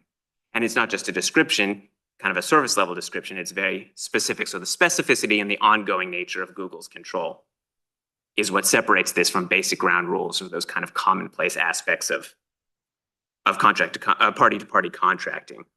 Now, Google talks a lot, and this will be my last point unless there are other questions. Google talks a lot about how it kind of needs this level of control in order for the YouTube music program to work. It's very complicated, it's very important, and that's fine. But nothing in the board's decision prohibits Google from retaining this amount of control over the employees. But the point is, when it makes the decision to retain that control over itself, that carries with it legal obligations and legal consequences and obligations to the employees who are subject to that control. Can I see what if anything is wrong with this? And now I am going back to mootness. Okay. We dismiss Google's petition on mootness grounds. We dismiss all but the retrospective compensation argument part of the union's petition on mootness grounds. We deny the union's petition with the part of it that says it was improper for the board to segregate out the retrospective compensation question. We vacate the board's decision under the Sands precedent that basically does Munsingware, but in an NLRB context. What that leaves for the board to do is to decide the retrospective compensation question. When it does that, it will have to, once again, decide whether Google is a joint employer. If it does decide that Google is once again a joint employer, it will decide whether to overrule the board precedent and apply retrospective compensation. I know, what are all the things you think is wrong with it? If any? Well, one is that it would require the board to relitigation of an issue that has already been decided. So it would be a lot of extra, I would say, unnecessary work. The joint employer issue? The joint employer issue. It was decided on, if representations are accurate, decided in a universe that doesn't exist. They wouldn't be redoing it over. They would have to say, okay, what's the relationship now, if any, and what are the terms of it? I don't think so, because if I understand Judge Walker's kind of scenario here, what the board is deciding is whether to issue using shorthand, the Excello remedy for the period at which Google and Cognizant were refusing to bargain. Oh, I misunderstood. I thought he was saying we would deny that one because, okay, I misunderstood the question. I apologize. Well, I thought Excello was out. We would deny the union's part Right. of their petition where they say You should have done it we already. should have done the Excello. And so my understanding, correct me if I'm wrong, please, is that, so then what is still before the board in this case is the separate issue of whether to issue an Excello remedy in this case.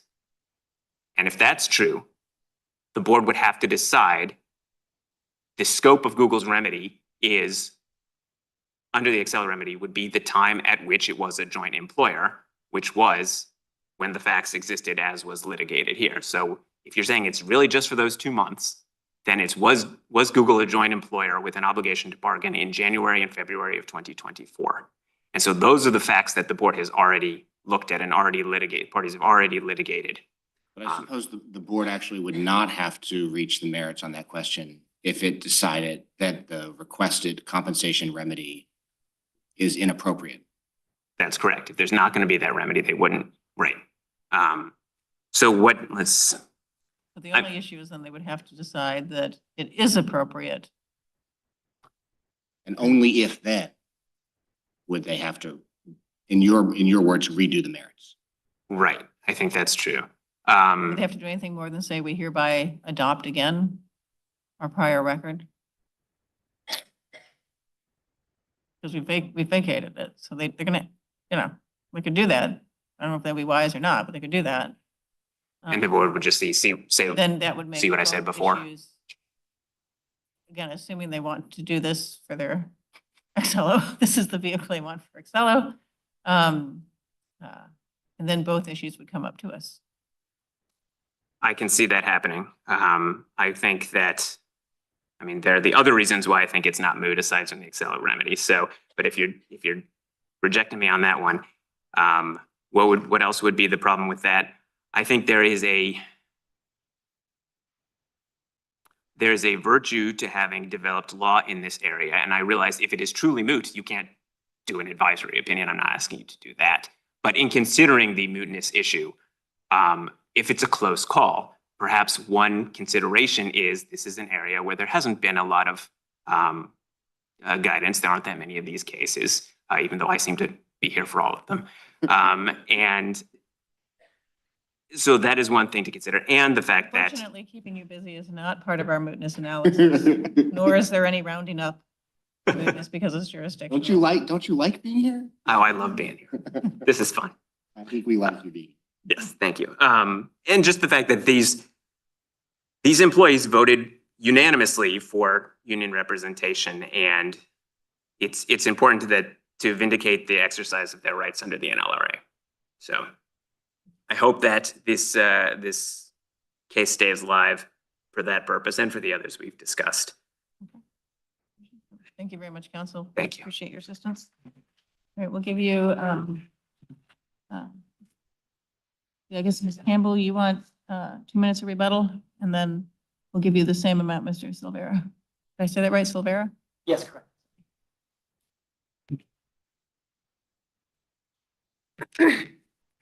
I'll be brief, but I would be remiss if I didn't make this point. The union urges this panel to deny the the employer's petition and enforce the board's order, regardless of whatever the court decides to do with the union's separate petition for additional remedies.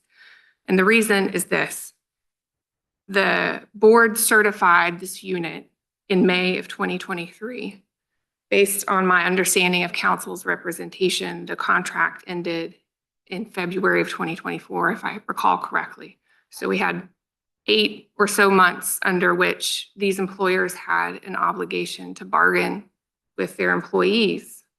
And they still have an obligation to bargain over the effects of ending the contract. The effects of which were 50 people in the Austin, Texas area lost their jobs, jobs that they used to pay their rent and support their families. And so both Google and Cognizant have an obligation to bargain even if it's one last time, over the effects of the termination of that contract. Usually those negotiations have a lot to do with severance and those types of things. I genuinely do not know. Do you know if they lost their jobs with Cognizant? That's one possibility. Were transferred within Cognizant to other Cognizant responsibilities? That's a second possibility. Or you don't know. That's the third. I know that the workers in the unit that I got to know during hearing and the election process were terminated sometime after the unit was certified, and we think that additional— Terminated by Cognizant. Terminated jointly by Google and Cognizant, correct. Okay. While long before the contract expired, we believe, we understand, again, I want to be careful to represent to the court that we weren't there. And so, but our understanding is that other folks were brought in to do that work. That's why I did not know about the termination of the contract. I don't have direct knowledge of that. But those folks, and so that was one of the ULPs that's actually pending now. We allege that it was a retaliatory termination of the workers who organized. But even if our understanding is correct, they brought new folks into the bargaining unit. Those folks who we don't know would be part of the effects bargaining and would have the opportunity to negotiate for the effects of their termination as well. And so for my clients, the issue is not moot because And it's not academic about what notices get posted or sent to people. It's very real because these are 50 individuals' lives and livelihoods that they have one last shot at bargaining over. I do actually, I thought maybe my first question to you was, do they still work for Google? Are they still doing work for Google? And I thought you said you didn't know. Yeah, I thank you for reminding me to finish my thought. Those folks that I know that I can represent were part of the vote. I don't believe that any of them work for Google or Cognizant, either one at this time. If there were folks who were employed and were in the bargaining unit at the time the contract ended, the union just was not able to stay in touch with those folks in the same way. And so I can't make a representation about that. And You have any more points to wrap up? sure, my last point is, Your Honor asked my opposing counsel what it would take, what facts it would take to find supervision, a joint employer factor for supervision. And if I wrote down his answer correctly, he said, actually instructing employees on a daily basis. And that is precisely what happened in this case. And so there is more than enough factual basis to uphold the board's decision on joint employer and remand, and enforce that order regardless of what you do with our petition, and allow these folks the opportunity to bargain over effects. When did the union first request bargaining? Do you have that date? It would have been right after certification, maybe. So For the if board? Which I thought the board order was in January. certification, I apologize. Certification is in the record at Joint Appendix 727, and that's the date that I'm going off of. But they didn't have any obligations until you first requested to bargain. They did. Certainly, they had an obligation beginning on that date, and for those 8 months or so, we're here because they didn't bargain during that time, but they still have They didn't have to bargain until you first requested to bargain. Right, which would have been, I apologize, I don't have the letter, but we did that immediately after the certification by letter to council. Right, and that's the board certification order or the regional director? The certification order comes from the board. So I had January 3, 2024 is that date, but you mentioned a date in May, the prior May of 23. May 4th, 2023, again, at Joint Appendix 727. That's when the regional director certified the union, but that's Yeah. not. Okay. That's not when. That is the official certification that comes out. And so our position would be that their obligation to bargain happened then. And we demand, the workers demanded bargaining shortly It's thereafter. not even when the board denies review of the regional director's decision? Correct. Okay. It's your position. I see what you're saying, that they were essentially appealing through the board's procedure while after certification. Certification is when the bargaining obligation begins. And if folks You're want saying to, certification just by the regional director, not even, because the board denied review of the regional director's decision in July of 23. sure, that's right. Yeah, their obligation begins at the time of certification. By the regional director? Or By the board? regional director, yes. So May 2023. And what if a union loses at the board stage? Certainly, they can avail themselves of the appellate procedure, the petition for review, and that's their choice. They did that here. And, I think if they lost and it came back down, then that would just be something that the parties would hash out. If it came back down as a single employer, then, effectively, they wouldn't have reached a first contract ever in a couple of months anyway. That's extremely unlikely, but those are the kinds of things that would get hashed out in bargaining and do regularly all the time between parties. Thank you very much, Council. Thank you.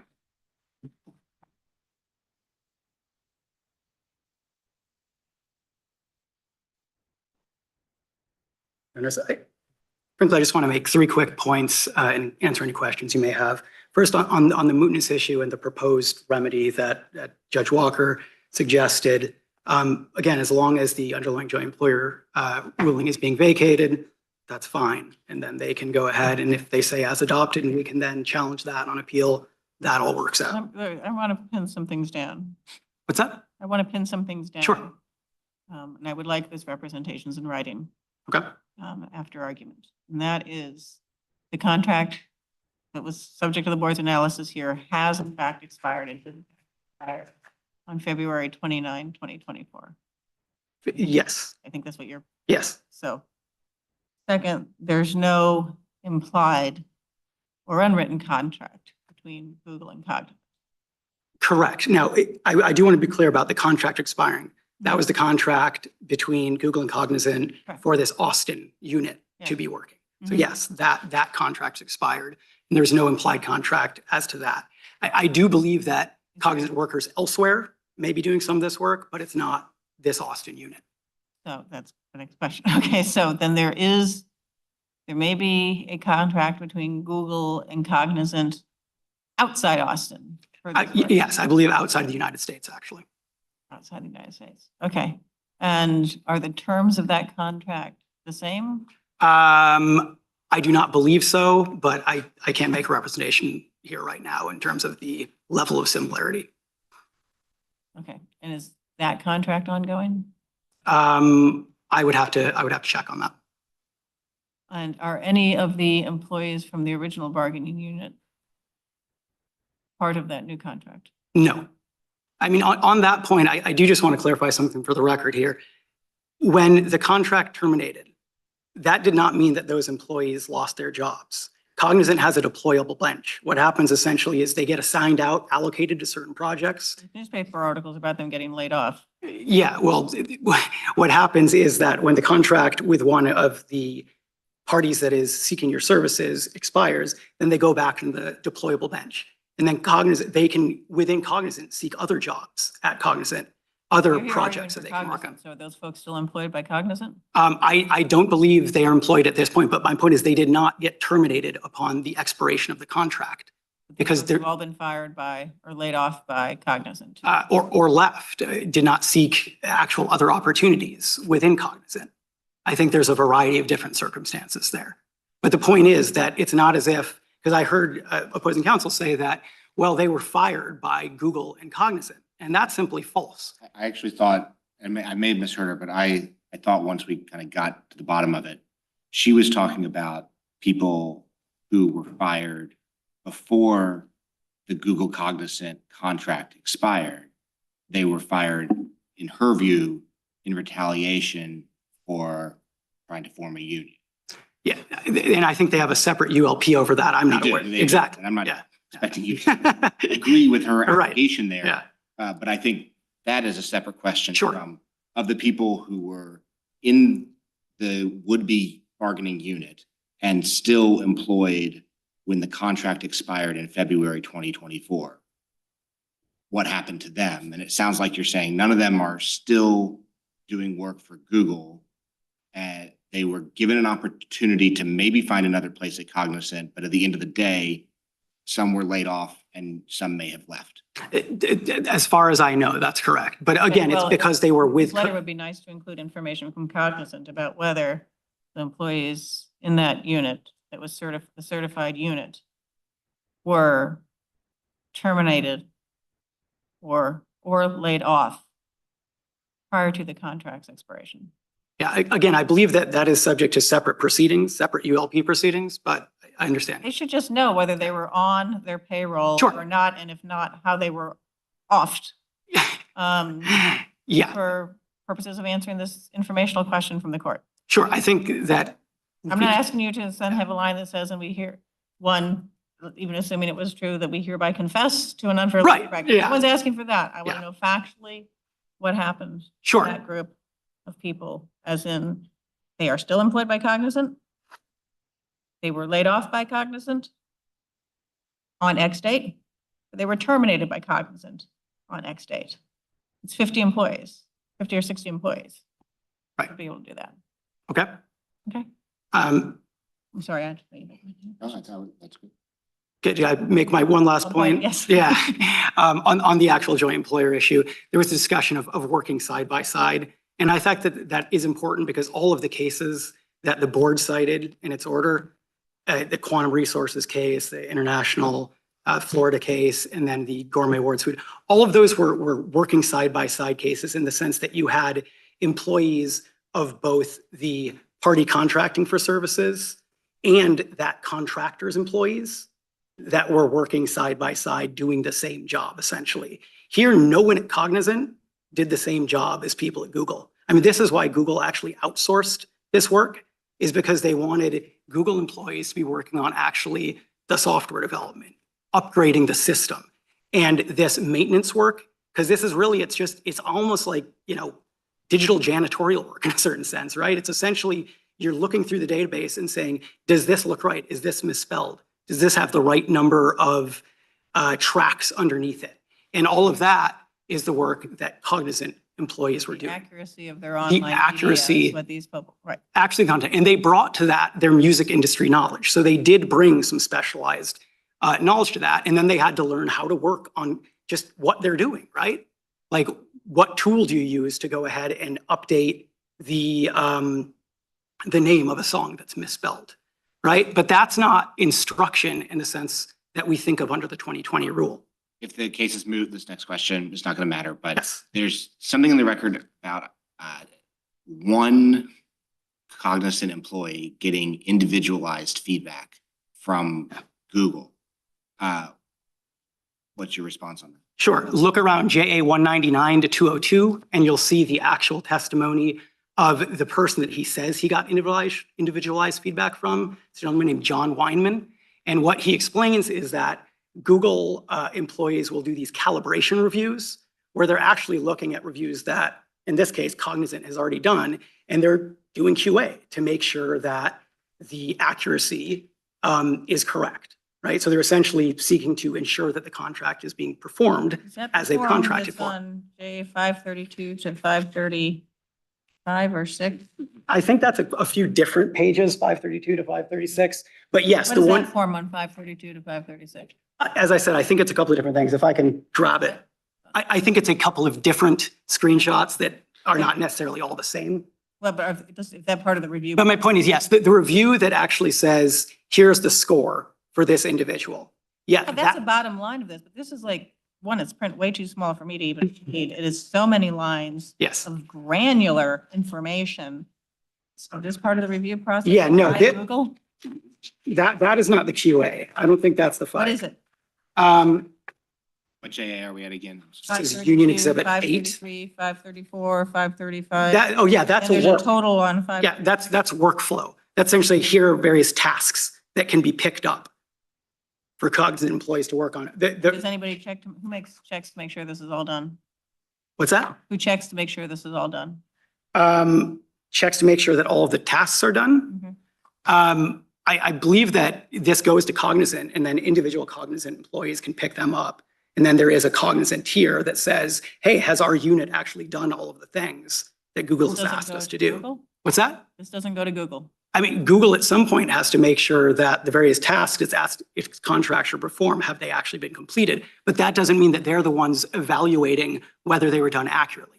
That's something that Cognizant does. And then the 530 Yeah, page is not, that totals everything up and how much time it took them to do it, and the volume that they did. This is all for Google, right? those are forms that get filled out by Cognizant employees and Cognizant ultimately looks at. Does this form go to Google? Does it go to Google? I believe Google has access to it, but Google does not actually. Google creates it? Google creates the form, yes, because it's the one that has hired Just the Cognizant to workflow, provide but it. then the 536 evaluation thing. and then it- Yeah, I'm trying to find the evaluation.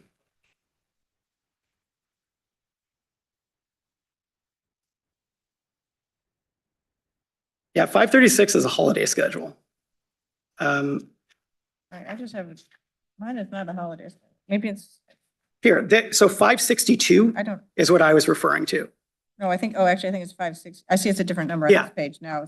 That's also too So- small for my eyes to read. 562, What's 566? 566 is, yeah, that's an end of day form saying what a Cognizant employee has done. But 562 is the End of form. day form, that's right. 566, so this is Sam's end of day form. Yeah, And this goes to Cognizant or to Google or to both? to Cognizant. I Doesn't go to believe Google at all? Google has access, I think, to all this because it's on a Google form, essentially. It's a Google form. But in terms of who uses it, That's Cognizant. Who fills it out and then. No, who reviews it? And then goes Google and Cognizant see this. It- That's Google what you has, said. no, Google has to monitor. Google how has- Contracts executed. right. Google does the spot checking and the compliance control. So that's what 562 is. That's an example of a task where Google has essentially done a second review of that. And it does a few of these. That through the system, yes, the Cognizant employee can see, but the testimony is clear at JA 199 to Did 201. you only do a few of those or was there a factual? He said he did that about monthly. Monthly calibration reviews is what he would do. Employee? No, not for each employee. He didn't, it was a random sampling. Mhm. This is the point. It wasn't individual employees. This was all, I would do a sampling of the unit's work, right? So there are a number of people that are assigned to this workflow. I don't care who is doing these individual assignments, but to monitor the performance of the contract, I have to look at some of these and say, is the work being done the way that we contract for it to be done? Is it being done accurately? Are they maintaining the accuracy of the database? And so they would do that QA process. And at JA 199 to 201, Mr. Weinman clearly says, yeah, I would go ahead and fill it out, score it, and then I'm done with it at that point. I never had any back and forth with individual employees about that. When did that ever happen? With Cognizant.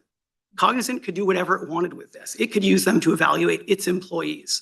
But Google wasn't doing individual performance appraisals. All it was doing was making sure that the services that it contracted for were getting done. And it was doing that at a QA level.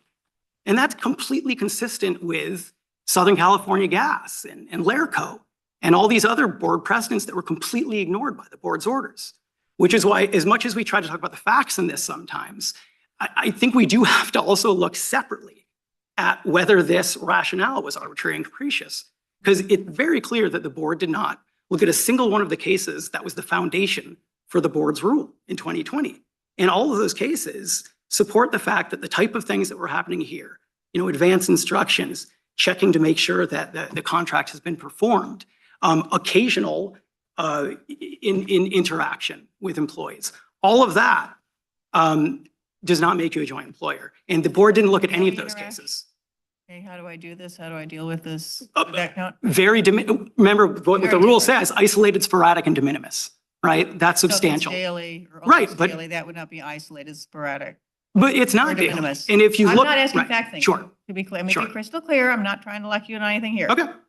But if there were daily or almost daily interactions requesting information, how to perform these types of things, that would not fall within your sporadic, intermittent.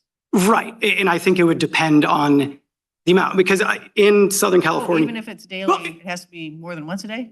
What's- You said In more? Southern, I think I can point you to Southern California Gas, Uh-huh. where it talked about there might be daily, I need this cup of coffee, I need this, A right? cup of coffee is Yeah. not the same thing. I'm talking about the work itself. Oh, the work, yeah. In terms of almost daily people saying, how do I do this to Google employees? No, the record doesn't show that. And if there were a real constant level of I'm asking Google about all of this and I'm not asking my Cognizant managers, that would be a different scenario. That is not this record. Okay.